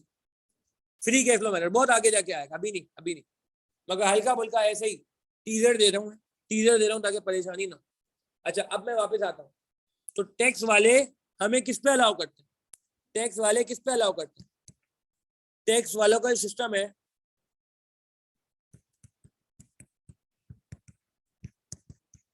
Allow us to record on, क्या लिखूंगा, कौन सा बेसिस? हाँ, कौन सा बेसिस? एक्रूअल बेसिस या कैश बेसिस? एक्रूअल बेसिस या कैश बेसिस? अगर कैश बेसिस होता ना यहाँ पे, अगर कैश बेसिस होता ना यहाँ पे, सुनना मेरी बात गौर से, अगर यहाँ पे कैश बेसिस होता ना तो भाई ये एडजस्टमेंट भी टैक्स की वर्किंग में हो रही होती, ये वाली। अगर यहाँ पे कैश होता तो ये एडजस्टमेंट भी हो रही होती, इसमें टैक्स की फिगर में। तो ये एडजस्टमेंट तो नहीं हो रहा ना यार, मेरी बात समझ आ रही है? अब इतनी सारी बातों की एक बात करना चाहूंगा, इतना लंबा जो मैंने बैकग्राउंड दिया ना, ताकि आपके उम्र भर ध्यान में बैठ जाए, वो ये कि यार अब इन सारी बातों के बाद, ये सारी फजूल बातें, फजूल तो नहीं कहना चाहिए, सवाल से इनका कोई ताल्लुक नहीं था। अब मेंटेनेंस को चेक करो, ये मेंटेनेंस का जो फिगर है ये कैश वाला है या एक्रूवल वाला है? मुझे बस ये बता दो। ये जो 25 मैंने ईयर 1 पे रिकॉर्ड किया है, क्या लगता है आप, क्या लगता है आप? अच्छा, एक और सबूत भी है, सॉरी एक सबूत और भी देना था, एक सबूत और भी देना था। ये आपने जो रूल पढ़ा है कि 3 साल तक अनपेड होता है, अनपेड एक्सपेंस होता है, वो एड बैक हो जाता है, ऐसा ही है। तो इसका मतलब टैक्स अथॉरिटी ने हमें अलाउ कब किया था? इसका मतलब टैक्स अथॉरिटी ने हमें अलाउ कर दिया एक्रूअल बेसिस पे, हालांकि हमने अभी तक पे नहीं किया। इसका मतलब हमने क्लेम कर लिया है, क्लेम कर लिया। क्लेम समझते हैं किसका बेनिफिट उठा लिया है, उसकी वजह से प्रॉफिट कम करा लिया है, उसकी वजह से टैक्स कम करा लिया है, एग्री करते हैं। हालांकि अभी तक पे नहीं हुआ, हमने क्लेम कर लिया। एडबैक का मतलब क्या है, क्लेम रिवर्स हो जाएगा, टैक्स सेविंग रिवर्स हो जाएगी। इसका मतलब टैक्स वाले ने हमें एक्रूअल बेस पे अलाउ किया, ये कह के अलाउ किया ठीक है यार कोई बात नहीं, कल पे कर देना, चलो अगले साल पे कर देना, चलो उसके अगले साल पे कर देना, चलो उसके भी अगले साल पे कर देना, मगर अभी पे नहीं किया तो बोलेगा फेक एक्सपेंस है, रॉन्ग एक्सपेंस चाहिए, गलत एक्सपेंस चाहिए, जाली एक्सपेंस चाहिए। मेरी बात समझ आ रही है? तो आपसे मैं अब ये चाहूंगा इन सारी बातों के बाद ये कॉन्सेप्ट देखिए ना, अनपेड का मतलब क्या है, एडबैक का मतलब क्या है, कि वो अब कह रहे हैं कि भाई ये एडबैक करो, यानी कि इसको इनकम रिकॉर्ड करो, यानी कि पहले उसने एक्सपेंस अलाउ कर दिया था हालांकि पेमेंट नहीं हुई थी, और बाद में वो कह रहे हैं एक्सपेंस को रिवर्स करो। अब इधर आ जाओ, इस फिगर में मसला है, बताओ क्या, बताओ क्या। इस 65 में एक प्रॉब्लम है यार, डिटेल में एक्सप्लेन करने की वजह यही है कि कुछ हमारा दिमाग तो चले। बताएं क्या मसला है इस 65 में, मसला ये कि क्या मसला है, बता, अरे आप तो बताएं। हाँ क्या इशू क्या, बिल्कुल बिल्कुल 65 पे डायरेक्ट टैक्स नहीं लग सकता, 19.5 आ रहा है रॉन्ग। 65 मसला ये कि इसमें 25 रुपए का वो फिगर माइनस हुआ है जो इस साल से परटेन ही नहीं कर, यानी कि एक्रूअल बेस का मतलब है जिस साल का एक्सपेंस है उस साल रिकॉर्ड होना चाहिए, जिस साल पे हुआ है उस साल रिकॉर्ड नहीं होना चाहिए, जिस साल इनकर हुआ है, जिस साल से रिलेट करता है, जिस साल से रिलेट करता है उस साल रिकॉर्ड होना चाहिए। क्या इस बात से आप एग्री करते हैं, क्या हमारी आप इस बात से एग्री करते हैं कि जिस साल का एक्सपेंस होता है उस साल रिकॉर्ड होना चाहिए, सेम ईयर होना, मैचिंग कॉन्सेप्ट से एग्री करते हैं? चले और आपको और अच्छा लेके चलते हैं ना यार, मैचिंग कॉन्सेप्ट कह रहा हूं, एक्रूअल बेसिस का मतलब होता है मैचिंग कॉन्सेप्ट। प्रूडेंस अलग है, मैचिंग अलग है। गुल मैचिंग कॉन्सेप्ट कहते हैं ना कि जिस साल का एक्सपेंस है उस साल का इनकम, सॉरी इस साल की इनकम को उसी साल के एक्सपेंस से मैच करो।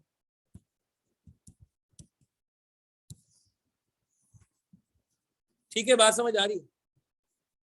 तो अब मुझे बताइए, यहाँ तो मिस मैचिंग हो गई, यहाँ तो मिस मैच हो गया, ये इस साल का है ही नहीं, है ही नहीं, है ही नहीं।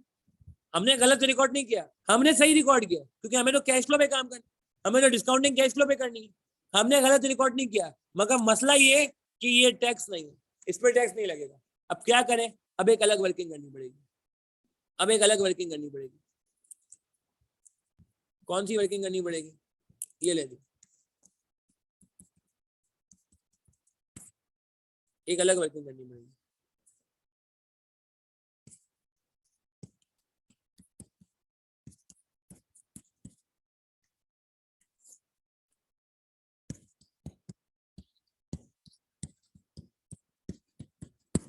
तो आप पार्टिसिपेट करें ना यार, वरना कैसे चलेगा।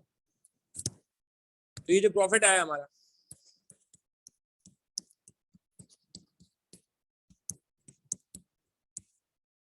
कितना है प्रॉफिट, 65, 90, 65, 90, 90, ये रहा प्रॉफिट।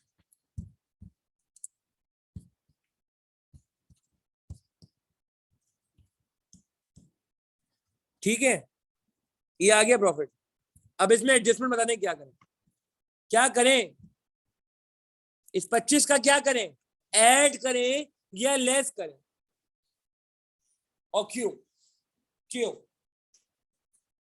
जवाब दीजिए, क्या कहते हैं, इस 25 का क्या सलूक किया जाए, क्या ट्रीटमेंट किया जाए।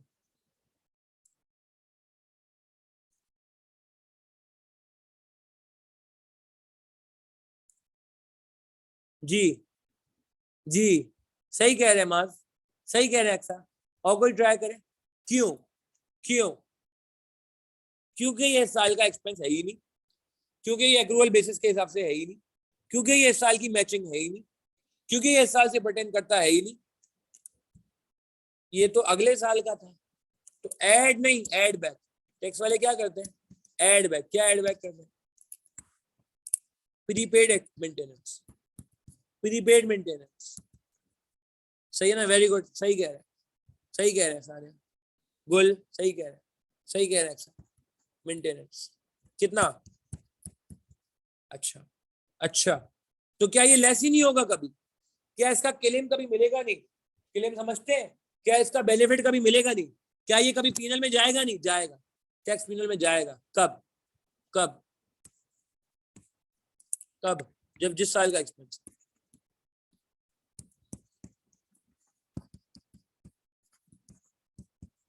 कितना?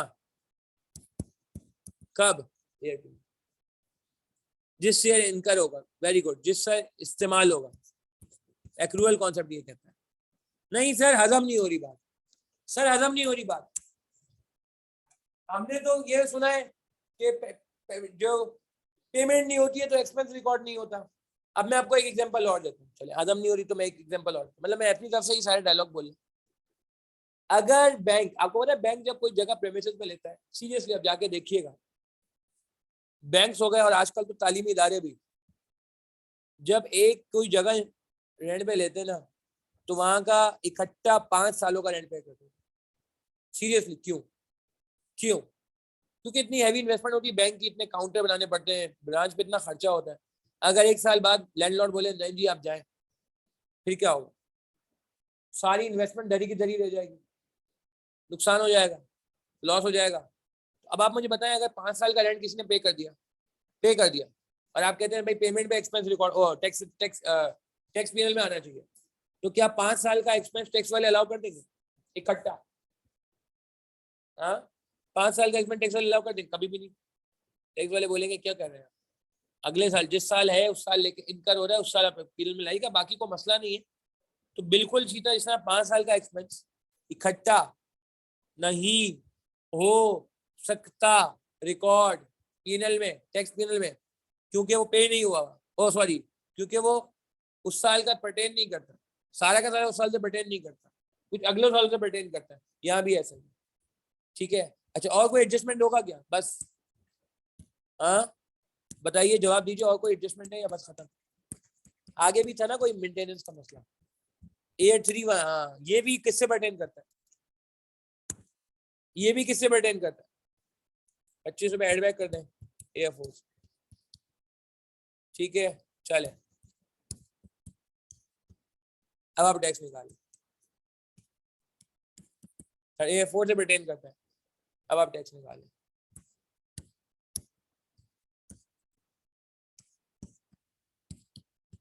$27, 19.5।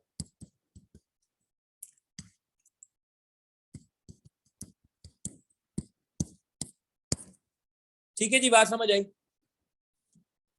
तो ये मैंने कर दी W1।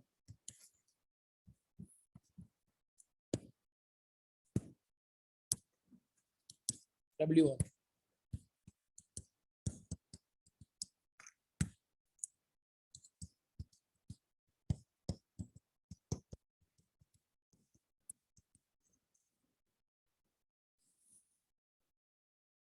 अच्छा, फैसल बहुत अच्छा सवाल है, फैसल बहुत प्यारा सवाल है। फैसल का सवाल सुनिएगा।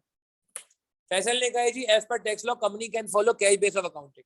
मैंने भी यही बोला, बिल्कुल कैश बेस अकाउंटिंग, मैंने बात ही आगे शुरू की कि कैश बेस अकाउंटिंग अलाउ होती है, मगर प्रैक्टिकली ज्यादातर आप भी क्लाइंटों में जाके देखिएगा, और मैंने सबूत भी दिया आपको ना, ये पूरा जो सबूत दिया था इसीलिए दिया कि कंपनियां जो है या बिजनेस जो है, हमारे क्लाइंट जो है, वो जब टैक्स की वर्किंग बना के देते हैं, हम भी जब टैक्स की वर्किंग बनाते हैं ऑडिट के दौरान, तो हम यहीं से स्टार्ट करते हैं ना, यार टैक्स ये तो नहीं आता है, फिर मैंने कैश फ्लो के लिए कहा था, मगर हम यहीं से स्टार्ट करते हैं, याद है फैसल? और फिर हम ये ऐड बैक कर देते हैं, ऐड बैक कर देते हैं, ऐड बैक कर देते हैं, लेस कर देते हैं, नहीं? तो अब फैसल का सवाल ये है कि कैश बेस अकाउंटिंग है तो क्या होगा, जिसका कोई जवाब देना चाहेगा? अगर कहीं सवाल में लिख दे कि जी we are following cash base accounting, अब आप मुझे बताएं क्या फर्क पड़ेगा हमारे सोल्यूशन में? अच्छा सवाल है, बहुत वैलिड सवाल है। आई कैप को अंडर एस्टिमेट नहीं कर सकते ना, कुछ भी हो सकता है। लोग पार्टिसिपेट करें प्लीज, बाकी लोग क्या जवाब आपके ध्यान में आता है? रिकॉर्डिंग वाले अगर आप भी अपना दिमाग चला रहे हैं, जो गायबाना तौर पर क्लास ले रहे हैं मजे से घर पे बैठ के, जी क्या लगता है अगर कहीं नोट लिख दिया जाए कि company follow cash base accounting, Faisal आपके ध्यान में क्या आता है? आप भी सोचो कि अगर कंपनी बोल रहा है कि जी कैश बेस अकाउंटिंग फॉलो करें टैक्स पर्पज के लिए, और एक्रूअल बेस फॉलो नहीं करे और टैक्स फॉलो को हमने अप्लाई कर दिया, फिर क्या करेंगे? बिल्कुल सही का जवाब, बहुत प्यारी बात की फाद अली, जबरदस्त, छा गया। फैसल आप भी ट्राई करो, बाकी दो लोगों, अभी तक दो लोगों ने बहुत अच्छा जवाब दिया है, बहुत बेहतरीन एक्सप्लेन किया। फिर क्या करना पड़ता, फिर हमें ये वर्किंग करने की जरूरत ही नहीं, कटे जाती, कटे जाती, कटे जाती, बिल्कुल सही का मास, ठीक हो गया। तो भाई हम कोई एडजस्टमेंट नहीं करते ना, सिंपल आसान लफ्ज में बात करें तो ये वर्किंग करने की जरूरत ही नहीं पड़ती। इसका डायरेक्ट 30% लगा देते हैं, इसका डायरेक्ट 30 लगा देते हैं, 30 30 30। क्या ख्याल है, सही है फैसल? बहुत कम रिमोट चांस है कि पेपर में पूछा जाए इस तरीके से, मगर आपको लॉजिक समझ आ रही है? बिल्कुल डायरेक्ट टेक्स्ट निकाल लेते हैं। अभी ऐसा नहीं है, तो अभी हम वापस आ जाते हैं उसी चीज। ठीक है ना, डन है, सवाल वैलिड है।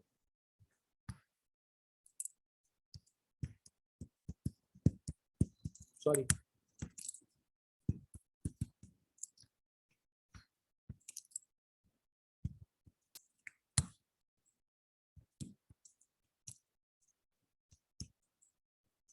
मैं रिपीट कर दूं? ठीक है रुताब, मैं रिपीट करता हूँ। रुताब सवाल पॉइंट ये था, फैसल आप भी जो है मुझे कंफर्म करना हुआ नहीं हुआ क्लियर है, ताकि मुझे कंफर्म एक सेटिस्फेक्शन हो जाए। हाँ तो अक्सर एडजस्टमेंट करने की जरूरत नहीं है, फिर मैं ये कह रहा हूँ। रुताब मैं एक्सप्लेन कर रहा हूँ, और अक्सर आप भी फॉलो कर लो। मैं ये कह रहा हूँ कि अगर अभी तो फिलहाल जो है वो हम लिख लेते हैं, चलो दैट्स गुड, अभी तो जो है वो लिख रहे हैं। सवाल बात ये हो रही है कि अगर मिसाल के तौर पे वो हमसे कहता है कि कैश बेसिस अकाउंटिंग फॉलो हो रही है, वो हमसे ये कहता है, फिर क्या होता? अगर वो हमसे कहता है कैश बेस अकाउंटिंग फॉलो हो रही है, तो फिर मैं कह रहा हूँ कि कैश बेस अकाउंटिंग का मतलब है कि जिस साल पेमेंट किए उस साल का एक्सपेंस, जिस साल पेमेंट किए उस साल का एक्सपेंस, ऐसा ही जिस साल रिसीव किया उस साल का इनफ्लो है। तो फिर हम क्या करते हैं, फिर हम क्या करते हैं अगर कैश बेस अकाउंटिंग फॉलो हो रही होती, तो फिर हम ये एडजस्टमेंट अलग से नहीं करते, ये वाली एडजस्टमेंट एड बैक लेस वाला काम नहीं करते। फिर हम कहते हैं ठीक है, कैश बेस अकाउंटिंग का मतलब है जिस साल पे हुआ है उस साल जो है टैक्स पीनल में आ जाएगा, जिस साल पे हुआ है उस साल टैक्स पीनल में आ जाएगा। टैक्स पीनल समझते हैं, एडबैक नहीं होगा, फिर टैक्स वाला ऑब्जेक्शन नहीं करेगा। टैक्स वाले को हम बोलेंगे हमने अभी पे किया, टैक्स वाला बोलेगा ओके नो प्रॉब्लम। तो मैं ये कह रहा था कि फिर हमें ये एक्स्ट्रा एफर्ट करने की जरूरत नहीं थी, फिर ये वर्किंग कट जाती। क्योंकि ये एक्स्ट्रा एफर्ट क्यों हो रहा है, क्योंकि हम एज्यूम कर रहे हैं कि एक्रूअल बेस है, नॉर्मल हालात में यही होता है, ठीक है? नहीं गुल, मेंटेनेंस प्रीपेड तो होता, मेंटेनेंस तो होता, ठीक है, सही है, बिल्कुल प्रीपेड तो होता, मगर उस प्रीपेड का टैक्स पे कोई फर्क नहीं पड़ता, क्योंकि टैक्स वाला पेमेंट बेसिस पे अलाउ कर देता, पेमेंट बेसिस पे अलाउ कर देता। रुताब क्लियर हुआ आपको कि यही आपका 25 आपके पिनल में चले आता, बेस्ट हो गया, ठीक है। अक्सर आपको भी क्लियर है? हाँ, रिसीन पेमेंट में भी यही जाता और टैक्स में भी यही जाता, और एयर 2 और 4 में कुछ नहीं जाता। इशू क्या आ रहा है आपको?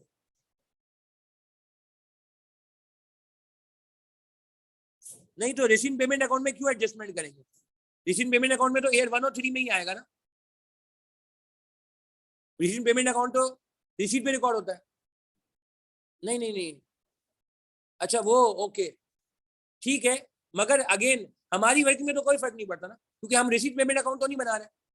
हम क्या बना रहे हैं, हमारा रिक्वायरमेंट में तो कहीं रिसीट पेमेंट अकाउंट है ही नहीं, हमारी रिक्वायरमेंट में तो टैक्स है ना।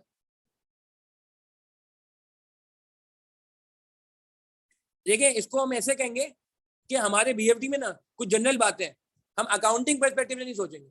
आप अकाउंटिंग पर्सपेक्टिव से सोच रहे हो कि जी दिन चेंज हो गया है तो साल चेंज हो जाएगा, if I am not wrong, है ना? आप ऐसे ही सोच रहे हो ना, जैसे एफएफआर में होता है कि 31 दिसंबर को ट्रांजेक्शन अगर नहीं हुई, सही है, और आप 1 जनवरी को हुई है, तो ये तो साल चेंज हो गया।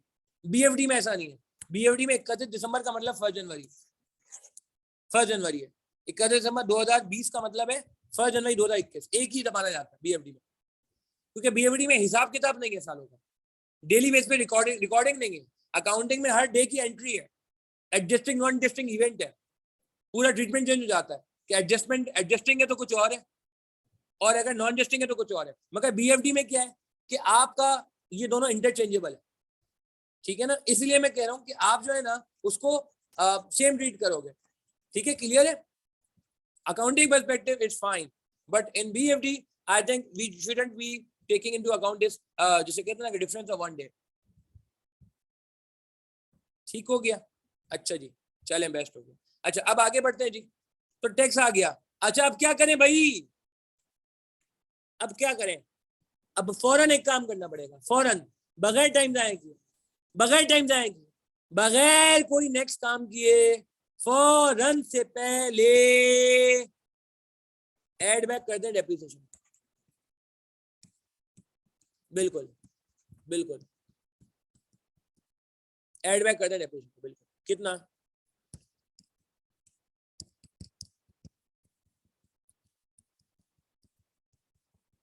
एक दोस्त कह रहा है यार बेवकूफी की आपने, ये आपस में नलीफाई हो रहा है, ये आपस में नेटवर्क नील हो रहा है, तो ये करने की जरूरत ही नहीं थी।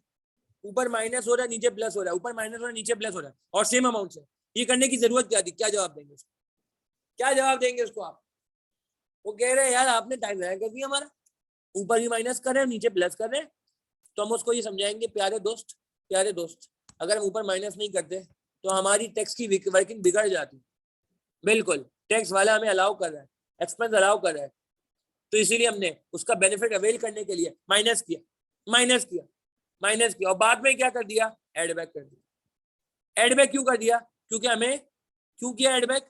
क्योंकि हमें कैश फ्लो पे जाना है, प्रॉफिट पे नहीं जाना, कैश फ्लो पे जाना है। ठीक है जी। तो एक समरी में पॉइंट ऐड कर ले। हाँ समरी में पॉइंट। अच्छा एक और बात, ये डेप्रिसिएशन कौन सा वाला है जो हमने माइनस किया और एड बैक किया? ये अकाउंटिंग डेप्रिसिएशन है या टैक्स डेप्रिसिएशन है, या कोई भी चल जाएगा? ये जो डेप्रिसिएशन होता है जो आप माइनस करते हैं, ये वैसे कौन सा वाला होता है? सवाल है, अकाउंटिंग वाला होता है या टैक्स वाला होता है? क्योंकि प्रैक्टिकली तो अकाउंटिंग डेप्रिसिएशन अलग होता है और टैक्स डेप्रिसिएशन अलग होता है। वैसे एक सवाल है, यहाँ पे कौन सा वाला आता है? इधर, इधर माइनस वाले में। पक्का पक्का पक्का पक्का, विदाउट एनी रत्ती बराबर doubt, without any single doubt, yes, only and only tax depreciation. Accounting depreciation तो वैसे ही कट जाएगा, टैक्स वाला बेनिफिट दे रहा है ना, तो उसकी चलेगी, तो उसकी चलेगी। ठीक है, तो ये भी समरी पॉइंट में ऐड कर ले, ये भी समरी पॉइंट में ऐड कर ले। क्या ऐड करें समरी पॉइंट में?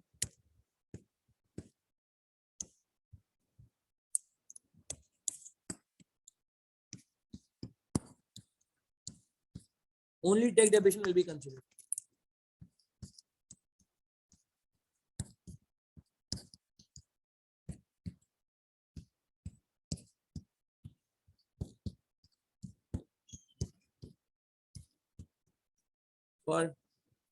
for calculation of tax। ठीक है ना?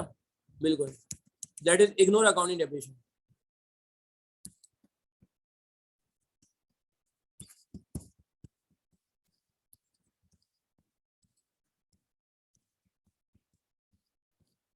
अच्छा और कुछ मेंशन ना हो तो हम क्या एज्यूम करेंगे? इफ नथिंग इज मेंशन, अगर कुछ मेंशन ना हो,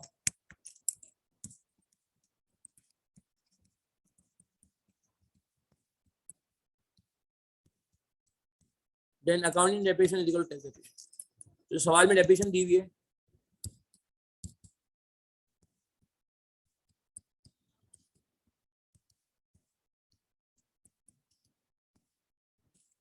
सेम एज टैक्स डेप्रिसिएशन। तो एक साथ नोट कर लेना, ये नोट करने का टाइम देता हूँ समरी को। और एक और बात, depreciation will be add back,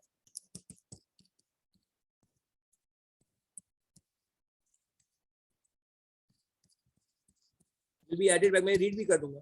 depreciation will be added back after, immediately after calculation of profit, sorry, immediately after calculation of tax।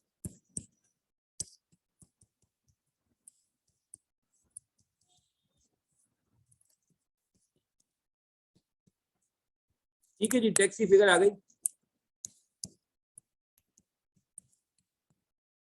अच्छा एक और समरी बनाएंगे, एक पॉइंट और भी हमने सीखा आज सरफराज के सवाल में। सरफराज का सवाल काफी इंपॉर्टेंट है। एक और क्या सीखा? if there will be advance, if there will be advance payment for expense, और इनकम भी हुई है advance,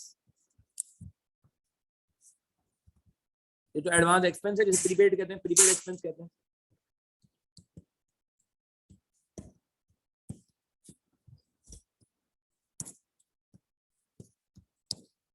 then we will calculate, then we will make separate working for tax.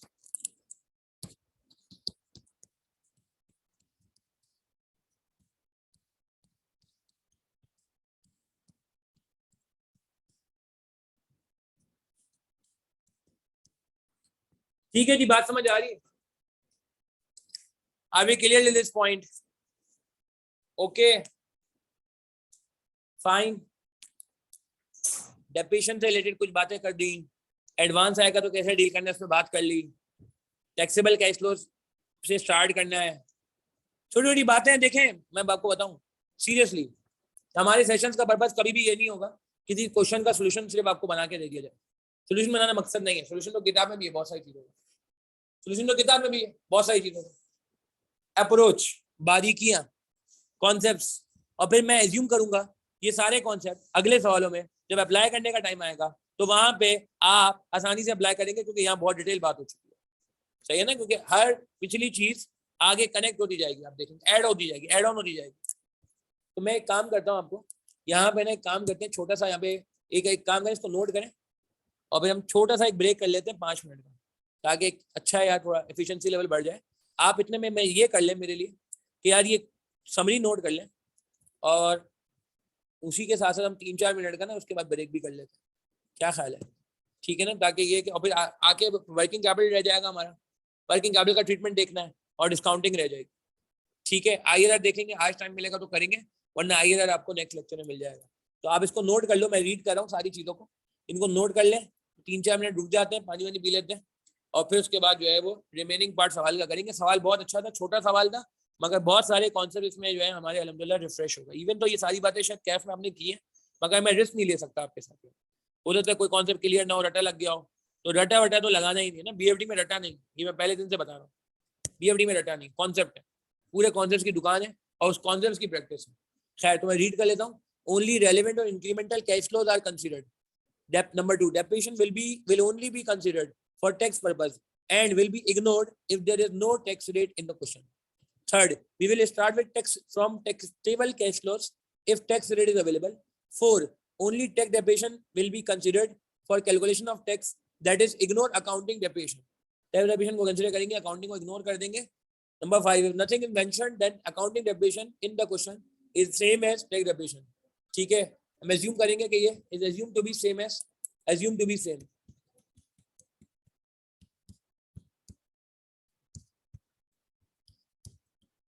Assume same depreciation.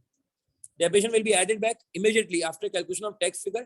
Then last, if there will be advance payment for expense or advance income, then we will make separate working for tax figure. ठीक है, इसको kindly note करें और हम 12:38 पे शुरू करते हैं। वापस ब्रेक है, छोटा सा ब्रेक कर लेते हैं 12:38 पे, नोट कर लें जल्दी से।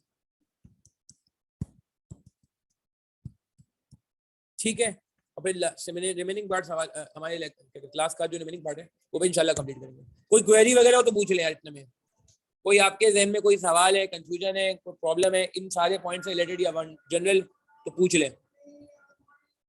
चलिए नोट करें, मैं बात को आगे बढ़ाते हैं। 12:38 पे कंटिन्यू करते हैं, 5 मिनट से वापस। अच्छा जी, कंटिन्यू करते हैं। وبشوالي صدري ويسر لي امري واحلل عقدة من لساني يفقهوا قولي وبإذن الله जी। तो क्या बात हो रही थी हमारी? आई थिंक हमने ये बात कर ली थी। अब डेप्रिसिएशन एड बैक हो चुकी है हमारे पास, और अब क्या रहता है हमारे पास? ये हमारे पास रहता है अब वर्किंग कैपिटल रहता है, ऐसे रहता है। अच्छा, वर्किंग कैपिटल में हम बात कर लेते हैं, वर्किंग कैपिटल का क्या ट्रीटमेंट होगा। पहले तो हम वर्किंग कैपिटल को इस तरह से देखते हैं कि वर्किंग कैपिटल में अगर हम बात करें क्या फॉर्मूला होता है वर्किंग कैपिटल का, सर आपसे अभी फीडबैक लेते हैं जी। Current asset minus current liabilities होता है, if I am not wrong. Current assets का मतलब क्या है जी? सॉरी, वर्किंग कैपिटल का मतलब क्या है? Current assets minus current liabilities.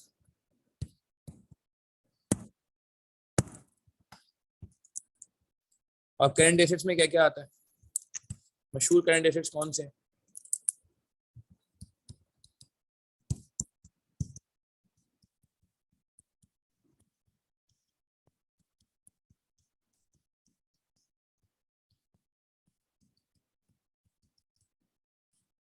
Inventory, receivables, ये सारी चीजें आ रही होती हैं। अच्छा, अब हम एक इन्वेंट्री पे एग्जांपल लेके बात को समझेंगे। ठीक है जी, इन्वेंट्री को तो सामने रखते हैं। मिसाल के तौर पे हम हमेशा की इतना एक मैं एग्जांपल देता हूँ, आज वो एग्जांपल देते हैं यहाँ पे भी, कि लेट से हम मिलके ना एक सुपर मार्केट ओपन करना चाहते हैं। लेट से BFD मार्ट के नाम से हम एक सुपर मार्केट जो है वो ओपन करना चाह रहे हैं, एक बहुत अच्छी सी सुपर मार्केट। तो हमें एक इन्वेस्टमेंट दरकार, फिक्स एसेट्स चाहिए, फिक्स एसेट में पैसा लगाना, सही है ना। क्या क्या फिक्स एसेट्स चाहिए होता है अगर आपको सुपर मार्केट लॉन्च करनी है? तो फिक्स एसेट्स क्या होता है उसमें ज़्यादातर? काउंटर्स होंगे, और क्या क्या रखेंगे हम? शेल्फ होंगे, बिल्कुल सही है। और प्रेमिसेस हमने रेंट पे लेनी है जी, बहुत महंगे हैं जगह आजकल, तो वो हम रेंट पे ले लेंगे। और को बताएं? एयर कंडीशनर, वेरी गुड, उसके बगैर काम ही नहीं आजकल भाई। AC होने चाहिए, और ट्रॉलीज होंगी, वेरी गुड। और फ्रीजर्स होंगे, बिल्कुल सही कहा अदीना, परफेक्ट। AC, फ्रिज वगैरह होंगे, कैमरा वगैरह लगाएंगे सिक्योरिटी पर्पस के लिए, कैश मशीन होगी, ये सारे फिक्स एसेट्स हैं, सही है जी। अच्छा, अब इसके अलावा आपको एक तो ये इन्वेस्टमेंट करनी है, एक इन्वेस्टमेंट और भी तो करनी है। किस चीज में? एक और इन्वेस्टमेंट किसमें है कि लेट से जो शेल्फ हमने खरीदा है, हम इनॉग्रेट करना है, लेट से संडे को हमने कहा इनॉग्रेट करें, मिसाल के तौर पर। अभी शेल्फ में चीजें भी तो बढ़नी है, सामान भी तो बढ़ना है, खाली शेल्फ में। तो जो पहली इन्वेंट्री है वो कहां से आएगी? पहली इन्वेंट्री, जो फर्स्ट इन्वेंट्री, क्या मैं कहता हूँ, वो भी हमारे पैसों से आएगी। जिस तरह AC, counter, shelf, camera, freezer, ट्रॉलियां, ये सब हमारे पैसों से आया है। ठीक उसी तरह पहली इन्वेंट्री भी हमें खुद इन्वेस्ट करनी पड़ेगी। एग्री करते हैं? पहला इन्वेंट्री ऐसा तो नहीं हो सकता ना कि लोग आए, हम उनको बोले हाँ जी एडवांस दे दें, कल आपको आपके घर पे माल मिल जाएगा। बोलेंगे भाई सुपर मार्केट आप कर रहे हैं, क्या कर रहे हैं? सुपर मार्केट में तो ऐसा कभी भी नहीं होता कहीं दुनिया में कि आप आए और खाली सुपर मार्केट में जो है बुकिंग करा के चले हैं, कभी भी नहीं होता। तो पहली इन्वेंट्री हमें अपनी पैसों से लगानी पड़ेगी, एग्री करते हैं? अब लेट से पहली इन्वेंट्री हमने लगा दी। अब जो पहली इन्वेंट्री हमने लगाई मिसाल के तौर पे, सही है, वो लेट से मैंने अपने पैसों से लगा दी।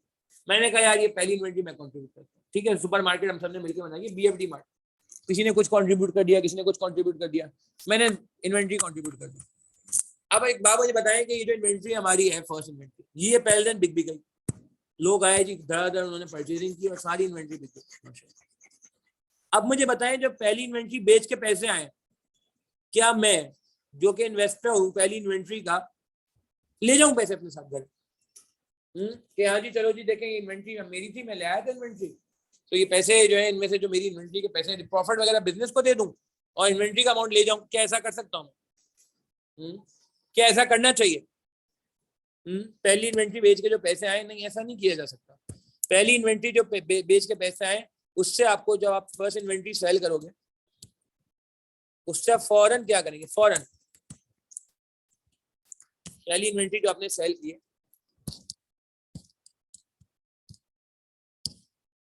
तो फौरन क्या करेंगे? उससे आप सेकंड इन्वेंट्री बाय करेंगे। हम कहेंगे भाई अभी कहाँ, अभी तो और लोग आने वाले हैं, तो ये पैसों से जाए, जल्दी से सामान और मंगवाएं आप, सही है ना। सब्सिक्वेंट इन्वेंट्री परचेज करेंगे, बिल्कुल बिल्कुल। जब बात समझ आ रही है? पहली इन्वेंट्री बेच के ये नहीं कह रहा पैसे नहीं आ रहे, पैसे तो आ गए, मगर पैसे वापस, वो कहते हैं ना, रोल हो गए, वो कहते हैं साइकिल चलनी शुरू हो जाएगी। अच्छा, सेकंड इन्वेंट्री बाय सेल कर दी हमने, वो भी खचाखच माशाल्लाह, हमारा सुपर मार्केट बढ़ा हुआ था, स्टूडेंट्स आ गए थे, हमारे फ्रेंड्स और फैमिली मेंबर्स आ गए थे, सब ने जो है बाइंग की और सब ले गए भाई। अब सेकंड इन्वेंट्री सेल करके जो पैसे आए, उससे हम क्या करेंगे? थर्ड इन्वेंट्री बाय कर लेंगे। तो यार ये बताएं मुझे मेरे पैसे मिलेंगे क्या वापस? नहीं नहीं, वो हमेशा क्या होगा, जब भी वो पैसे बेच के आएंगे इन्वेंट्री को, उससे अगली इन्वेंट्री खरीद ली जाएगी। जो मैंने पहली बार कंट्रीब्यूट किया था पैसा, वो पैसा तो मुझे वापस मिला ही नहीं, और मिलना भी नहीं चाहिए, क्योंकि जाहिर सी बात है वो पैसा तो रोल हो गया, वो पैसा तो इन्वेस्ट हो गया, वो पैसा तो आगे की इन्वेंट्री खरीदने में काम आ रहा है। हाँ हाँ, एक सूरत है पैसे वापस मिल जाएंगे, एक केस में पैसे वापस मिल जाएंगे। लेट से हमने कहा भाई ये सुपर मार्केट की लाइफ 10 साल, 10 साल बाद सुपर मार्केट का काम करना फायदेमंद नहीं रहेगा, टैक्सेस लग जाएंगे इतने, और इतने सुपरमार्केट आस पास खुल जाएंगे कि प्रॉफिट डाइल्यूट हो जाएंगे, खत्म हो जाएंगे, लेट से। तो 10 साल बाद हमारे जो है ना, क्या कहते हैं, हमें लगता है कि हमारा जो बिजनेस है वो एंड हो जाएगा। अब मुझे बताएं, अब जो आखिरी इन्वेंट्री बिकेगी, लास्ट इन्वेंट्री बिकेगी, लास्ट इन्वेंट्री, क्या उस इन्वेंट्री को बेच के कोई मजीद आपने परचेजिंग करनी है, कोई मजीद बाइंग हमें करनी है, क्या कोई मजीद इन्वेंट्री हमें खरीदनी है? क्या जो आखिरी इन्वेंट्री बेची जाएगी उसके पैसों से कोई नई इन्वेंट्री नहीं खरीदनी, वो पैसे क्या हो जाएंगे? रिटर्न हो जाएंगे, return to investor, return to owner. Agree करेंगे? एग्री करेंगे? ये बात समझ आई कि आपने पहली बार जो पैसा लगाया हमने, वो तो ब्लॉक हो गया, मगर जो हमारा पैसा था वो हमें मिलेगा कब? वो देखा, शटडाउन सेल लगती, क्लियरेंस सेल लगती, तो वो पैसा कहाँ जाएगा? अगर वो शटडाउन सेल है, बिजनेस बंद हो रहा है, तब उससे कोई नया सेट थोड़ी खरीदना है, रोल थोड़ी करना है, बिजनेस तो एंड हो रहा है। तो इन्वेस्टर को बोलेंगे हाँ जी आपने किसी जमाने में पैसे लगाए थे, आज आप वापस ले जाए पैसे। तो मुझे बता दें इसका ट्रीटमेंट क्या होगा? तो बहुत मैंने इजी कर दी कहानी। इस वर्किंग कैपिटल का ट्रीटमेंट क्या होगा? 40,000 का वर्किंग कैपिटल है, क्या ट्रीटमेंट किया जाए? बताइए, जवाब दीजिए, क्या करें इसका काम?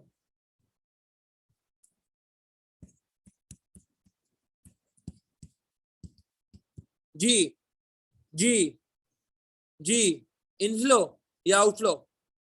उल्टा कह रहे हैं साहब, उल्टा कह रहे हैं। जवाब बिल्कुल सही कह रहे हैं। क्या कह रहे हैं बाकी लोग? प्लीज, अब यार ये तो आपने पार्टिसिपेट करना है ना।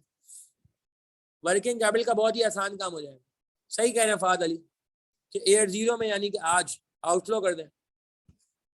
आउटफ्लो पैसे लगाने, इन्वेस्ट करने, बिजनेस को पैसा लगाना है, बिजनेस को खर्चा करना है। बिल्कुल सही है आदिना। और लास्ट में क्या करेंगे? 40,000 का 25 करेंगे, और बिजनेस जब एंड हो रहा होगा। इसमें बीच में चेंज भी आता है, वर्किंग कैपिटल इन्फ्लेशन की वजह से चेंज होता है, वेरी करता है। उसका क्या ट्रीटमेंट है वो आगे आ जाएगा, वो आगे आ जाएगा। ठीक है जी, क्लियर है? चले अब एसिड निकाल लेते हैं। एसिड का क्या करेंगे? क्लियर है? समरी बना ले इसकी।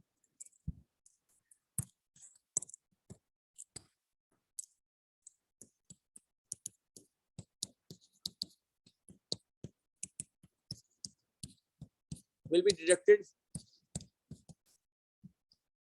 will be recorded also.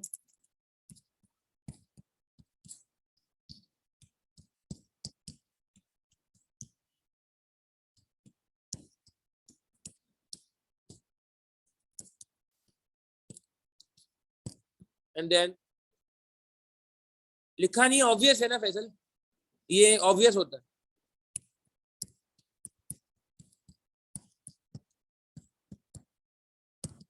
Inflow in the last, क्योंकि यार देखो कहीं लिखा हुआ नहीं है कि ऑब्सोलीट हो गया, नहीं कि सेलेबल नहीं है। ठीक है, नोट कर लें। Working capital will be recorded as outflow in year zero, and then will be recorded as inflow in last, will be recorded as inflow in the last. ठीक है जी। अच्छा वापस आ जाते हैं इस पर। ठीक है, नोट कर लेंगे, करें समरी नोट करें। अच्छा अब यार ये हो गया, अब एसिड पे आ जाए। एसिड कितने का? 9 लाख का है। ये सबसे पहले जो बात की थी 1.5 लाख रुपए, क्योंकि देखें अगर अच्छा वर्किंग कैपिटल को हमने टैक्स के बाद क्यों रखा? वर्किंग कैपिटल को पहले क्यों नहीं रखा, आखिर में क्यों रखा? क्योंकि working capital balance sheet item है, उसका टैक्स से कोई लेना देना नहीं है, उसका टैक्स से कोई लेना देना नहीं है। 900 रुपए का ऐसे।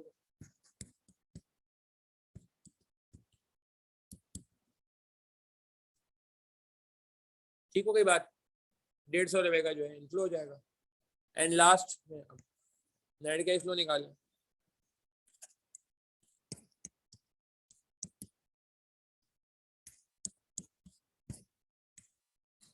940, जल्दी से करें शाबाश।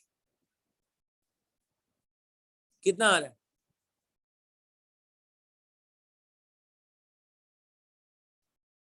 188 if I'm not wrong.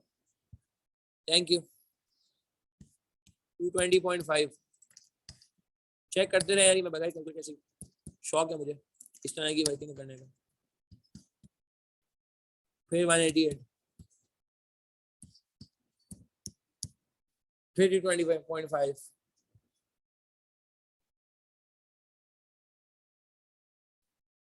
Ji 403। Check भी कर लीजिएगा यार बाकी।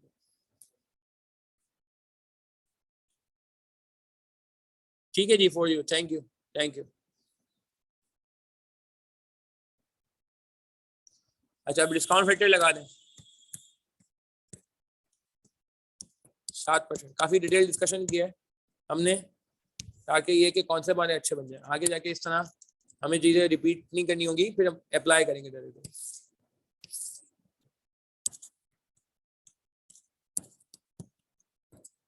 रिटर्न वैल्यू डिस्काउंट रेट 7% है, तो यार ये भी कह सकते हो divide by 1.07, divide by 1.07 square, divide by 1.07 की पावर 3। समझ रहे हैं, हमने पढ़ा था ना, डिवाइड करते हैं 1.07 की पावर 4, 1.07 की पावर 5 कितना है 175.7। ओके, फिर देखें आगे क्या क्या है, और फिर देखते हैं इसकी एनपीवी नेगेटिव आ रही पॉजिटिव आ रही। 192.5, thank you very much Jawad.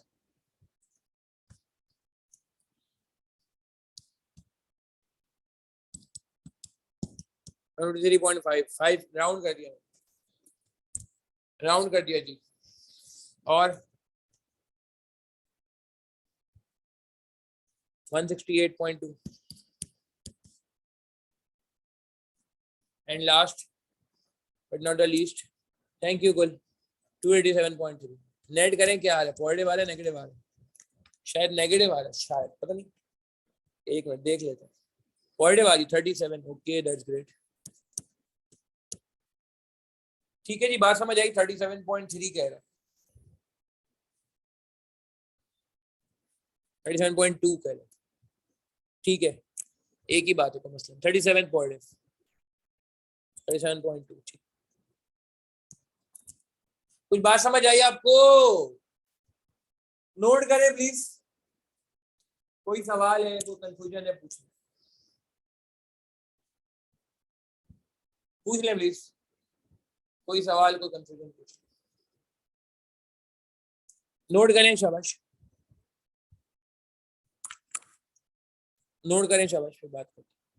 आइए पे थोड़ी सी बात करेंगे, फिर क्लास एंड करेंगे। अच्छा, ये दो सवाल आए, दोनों सवालों पे बात कर लेते हैं। पहला सवाल आया डिस्काउंट रेट को एलैबोरेट करें। डिस्काउंट रेट के बारे में यार एक हमारा पूरा टॉपिक है जिसको हम कहते हैं वैक। ये इंडेक्स में मैं आपको दिखाता हूँ, ये देखें जी, ये पूरा एरिया है अल्हम्दुलिल्लाह वैक का, कॉस्ट ऑफ कैपिटल।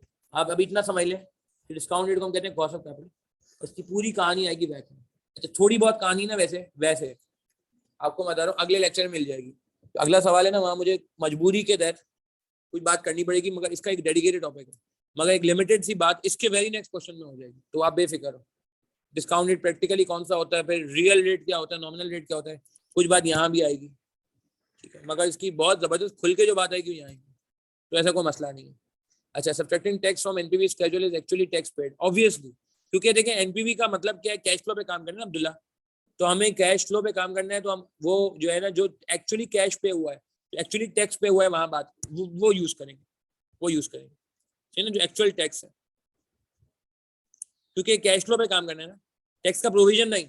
अच्छा, आगे जाके ना अब्दुल्ला, मैं ऐसे एडवांस बता रहा हूँ, आगे जाके एप्लीकेबल है, इसलिए मैं अभी से बता रहा हूँ। ऐसे कभी कभार ऐसा लिखा होगा जो पाकिस्तान में भी होता है, आप देखो टैक्स एक्रूवल पे होता, सॉरी नेक्स्ट ईयर पे होता, अगले साल पे होता, बाद में पे होता, उसी साल पे नहीं होता, सही है, तो वो भी हम देखेंगे, मगर आगे जाके अभी कुछ मेंशन नहीं है, तो मैं अज्यूम करें टैक्स सेम ईयर है, वरना कभी कभार वही बोलेगा tax is paid in the arrears, यानी कि tax is paid in the following है, ठीक है, तो वो फिर हम देख लेंगे, मगर अभी कुछ मेंशन नहीं है, तो हम एज्यूम करेंगे नॉर्मल ये टैक्स था उसी साल ही पे हो गया, जिस साल का एक्सपेंस था उसी साल ही पे हो गया, ठीक है अब्दुल्ला, क्लियर है? एक्सपेंस और पेमेंट सेम है, मगर आगे जाके अगर चेंज होगा तो हम पेमेंट पे ही जाएंगे, पेमेंट के ड्यूरेशन पे जाएंगे, पेमेंट के टाइम पे जाएंगे। अच्छा, एक जल्दी से लिमिटेड डिस्कशन आईआरआर पे, और फिर हम क्लास एंड करते हैं। IRR, what is IRR? Even तो नेक्स्ट लेक्चर पे डिटेल बात हो रही है इस सवाल से रिलेटेड, मगर मैं जनरल बात करके क्लास एंड करना चाहूंगा। What is IRR? बताएं जरा प्लीज, कुछ idea, what is IRR?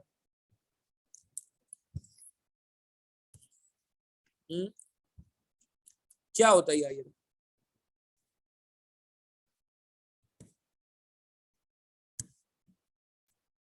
Actual rate of return? नहीं नहीं नहीं, इंटरनल रेट ऑफ रिटर्न।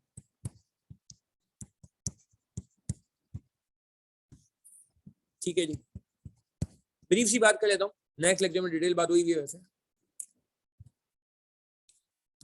अच्छा आप एक मिनट नोट करें, मैं अजान के बाद बात करता हूँ, अजान के बाद बात करता हूँ, सिर्फ इसको आप नोट कर लें।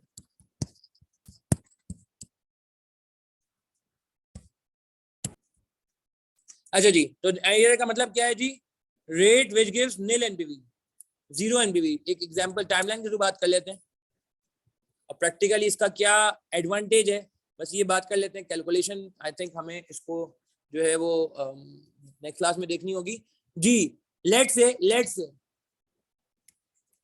7% पे आ रहा है पर डे, ठीक है। अच्छा मुझे बताएं डिस्काउंट रेट जितना बड़ा होता है उतना आंसर क्या आता है? डिस्काउंट रेट जितना बड़ा होता है उतना आंसर छोटा आएगा, उतनी पैसे की वैल्यू तेजी से गिरेगी, उतना आंसर कम होगा। लेट्स से 15% पे एनपीवी नेगेटिव हो गई, नेट प्रेजेंट वैल्यू नेगेटिव हो गई। अब आप मुझे बताएं आईआरआर कहाँ पे होगा? वैसे उसूल क्या कहते हैं, आईआरआर कहाँ पे होगा? आईआरआर कहीं दरमियान में होगा। लेट्स से 10% आईआरआर, क्या मतलब हुआ? क्या मतलब हुआ कि अगर डिस्काउंट रेट 10 है तो एनपीवी क्या आ जाएगी? फायदा क्या हुआ इसका? फायदा क्या हुआ इसका? केस 1 केस 2,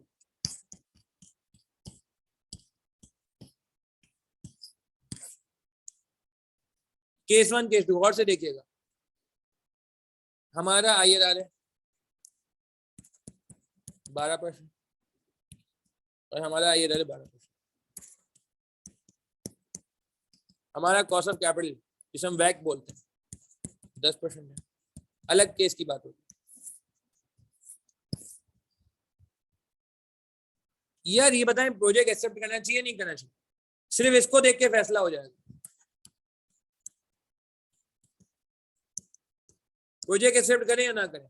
जवाब दें जल्दी से पहले केस में। क्या लगता है? देखें गलत जवाब देने मसला नहीं है, मगर जवाब आना चाहिए, जवाब आना चाहिए। हाँ जी क्या कहते हैं? केस 1 में, केस 1 में क्यों क्यों क्यों? सही कह रहे हैं अक्षरा, जवाब, रियाज, माज, सारा। क्यों क्यों? क्योंकि पहले केस में हमारी कॉस्ट कम है, हमारे पास 12% तक की गुंजाइश है, एनपीवी 0 होगी 12% पे जाके। और आईआरआर का मतलब रिटर्न है, रिटर्न रिटर्न समझते हैं, फायदा। तो फायदा ज्यादा है जी, फायदा ज्यादा है, फायदा ज्यादा है। एक तो ऐसे भी समझ सकते हो return is greater than cost, और लॉजिकल मैथमेटिकली भी समझ सकते हो। मैथमेटिकली मतलब ये है कि एनपीवी 10% पे कंफर्म क्या आएगी? पॉजिटिव आएगी कंफर्म। कितनी आएगी वो एक अलग बात है, मगर पॉजिटिव आएगी क्योंकि रेट छोटा है, रेट छोटा है। 12 पे जाके 0 होती है, तो 10 पे तो क्या होगी? पॉजिटिव। बट इधर आ जाओ, इधर जाहिर सी बात है 9 होगा, यहाँ एनपीवी नेगेटिव आएगी, नेगेटिव आएगी क्योंकि 12 पे क्या हो रहा है? 12 पे 0 हो रही है, 12 पे 0 हो चुकी है। तो अब 12 से ऊपर जो भी रेट होगा 13 भी होगा तो भी नेगेटिव हो जाएगी, और ये तो 15 है, ये तो 15 है। और दूसरी तरफ ये है कि रिटर्न कम है कॉस्ट, रिटर्न कम है ना कॉस्ट से यार। रिटर्न आईआरआर रिटर्न है, आईआरआर क्या है? रिटर्न। रिटर्न का मतलब है फायदा, तो रिटर्न कम होना बुरी बात है, और मैथमेटिकली आपको मैं सबूत दे रहा हूं। अच्छा एक बात है, एक बात है सुनिएगा और अच्छा समझ आएगा। कॉस्ट ऑफ कैपिटल 10 है, काइबोर का रेट बढ़ गया 1%, अब कॉस्ट ऑफ कैपिटल 11 हो गया। क्या आप अफोर्ड कर सकते हैं 11% पे करना या नहीं? क्या आप 11% कॉस्ट अफोर्ड कर सकते हैं? यस और नो?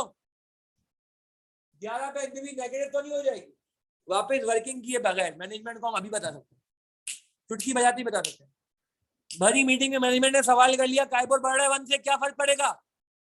हमने कहा आपके डिसीजन पे कोई फर्क नहीं पड़ेगा, आप अभी भी बेनिफिट में हो। मैनेजमेंट को हम बगैर कैलकुलेशन के, बगैर एम्बेरसमेंट के फौरन बता सकते हैं। मैनेजमेंट ने कहा नहीं काइबोर बढ़ रहा है 3%, अल्लाह ना करे वैसे। अब हम मैनेजमेंट को बोलेंगे बगैर सोचे समझे भी बोल सकते हैं मैनेजमेंट को बंद कर दे प्रोजेक्ट, बंद कर दे प्रोजेक्ट जी, बेकार है, बेकार है प्रोजेक्ट, बेकार है। क्या ये बात समझ आती है? क्लियर है बात हमें? It is fine. तो आईआरआर हमें मैक्सिमम लिमिट बताता है कि हम कहाँ तक अफोर्ड कर सकते हैं, कौन सी कॉस्ट मैक्सिमम अफोर्डेबल कॉस्ट बता। मैक्सिमम अफोर्डेबल समझते हैं कि हम इससे ज्यादा अफोर्ड नहीं कर सकते, ठीक है। अच्छा एक लास्ट बात, इसका फॉर्मूला लिख लेते हैं, इसका एक फॉर्मूला होता है और एक क्लास एंड करते हैं। कैलकुलेशन इसकी आपको नेक्स्ट लेक्चर में मिल जाएगी, x प्लस वाई इंटू ए अपॉन ए माइनस बी, ये इसका फॉर्मूला होता है। कुछ डिफरेंट बुक्स में डिफरेंट वेरिएबल यूज होते हैं, अगर हम ये वेरिएबल यूज करते हैं, कॉस्टिंग में भी यही यूज करते थे अपना कैफ में, और यहाँ भी यही करते हैं। वेयर x क्या होता है,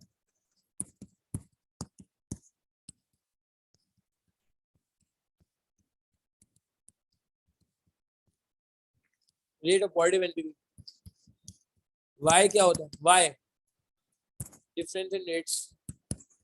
आईआरआर के लिए रिक्वायर्ड क्या है, एक पॉजिटिव एनपीवी चाहिए और एक नेगेटिव एनपीवी चाहिए। बहुत सारे आजकल एक अच्छे अच्छे कैलकुलेटर आ गए, बहुत अच्छे अच्छे कैलकुलेटर आ गए जो आईआरआर डायरेक्ट कैलकुलेट कर लेते हैं। मैं आज बता रहा हूँ, बाकी पूरे कोर्स में नहीं बताऊंगा ये बात, क्योंकि ऑब्वियसली वहाँ जरूरत नहीं है। इतने अच्छे अच्छे कैलकुलेटर आ गए, आप डायरेक्ट पुट इन करें फिगर्स, आपका डायरेक्ट आईआरआर आ जाता है। ये अभी मैंने देखा है आई कैप इसको अलाउ मेरे ख्याल से नहीं करा, क्योंकि आई कैप आईआरआर कैलकुलेट करने के मार्क्स है। अगर आप कैलकुलेटर पे कर लोगे तो मुझे एक तशवीश है कि ये ना हो, डाउट है कि आपके मार्क्स कट ना जाए। एसी से भी पूरा पूरा सॉल्व करें ट्रायल एंड एरर से। दो आईआरआर के लिए दो एनपीवी चाहिए, एक पॉजिटिव एनपीवी चाहिए और एक नेगेटिव एनपीवी चाहिए। तो आई कैप भी और एसीसी भी दो एनपीवी की बेस पे सॉल्व कर रहे हैं। कैलकुलेटर सॉल्व किया जा सकता है, मगर उसमें यह है कि मार्क्स कटने का खतरा है। Different in rates, A means value,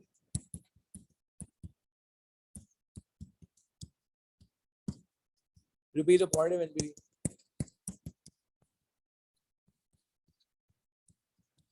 हमने 5-7% में काम कर लिया है, अब आप 9 या 10 पे काम कर लें।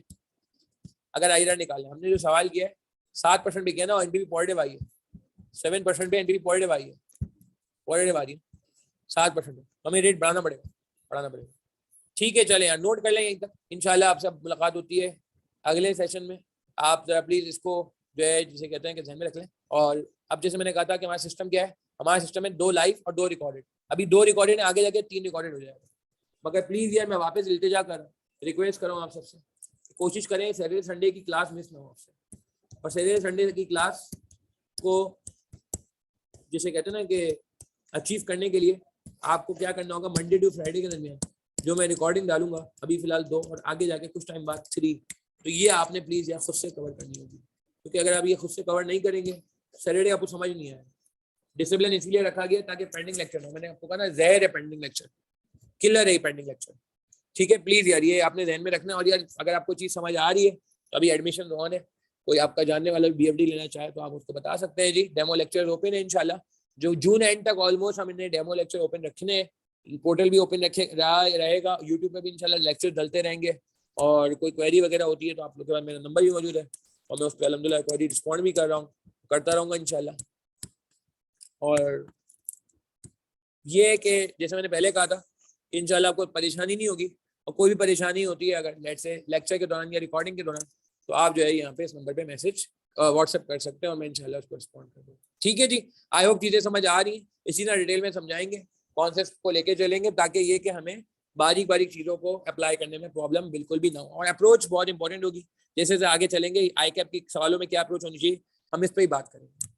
ठीक है जी, चलें, अपना ख्याल रखिएगा प्लीज़, दुआ में याद रखिएगा। इंशाल्लाह आपसे मुलाकात होती है लाइव में, और बाकी मैं रिकॉर्डेड इंशाल्लाह अपलोड करता हूँ। तो व्हाट्सएप ग्रुप फॉलो कर लीजिएगा अपडेट्स के लिए। कोई व्हाट्सएप ग्रुप में नहीं है हमारे दिसंबर 22 के अपडेटेड ग्रुप्स में, तो मुझे मैसेज कर दे, व्हाट्सएप कर दे, मैं ऐड कर दूँगा। ठीक है, अस्सलाम वालेकुम व रहमतुल्लाहि व बरकातहू।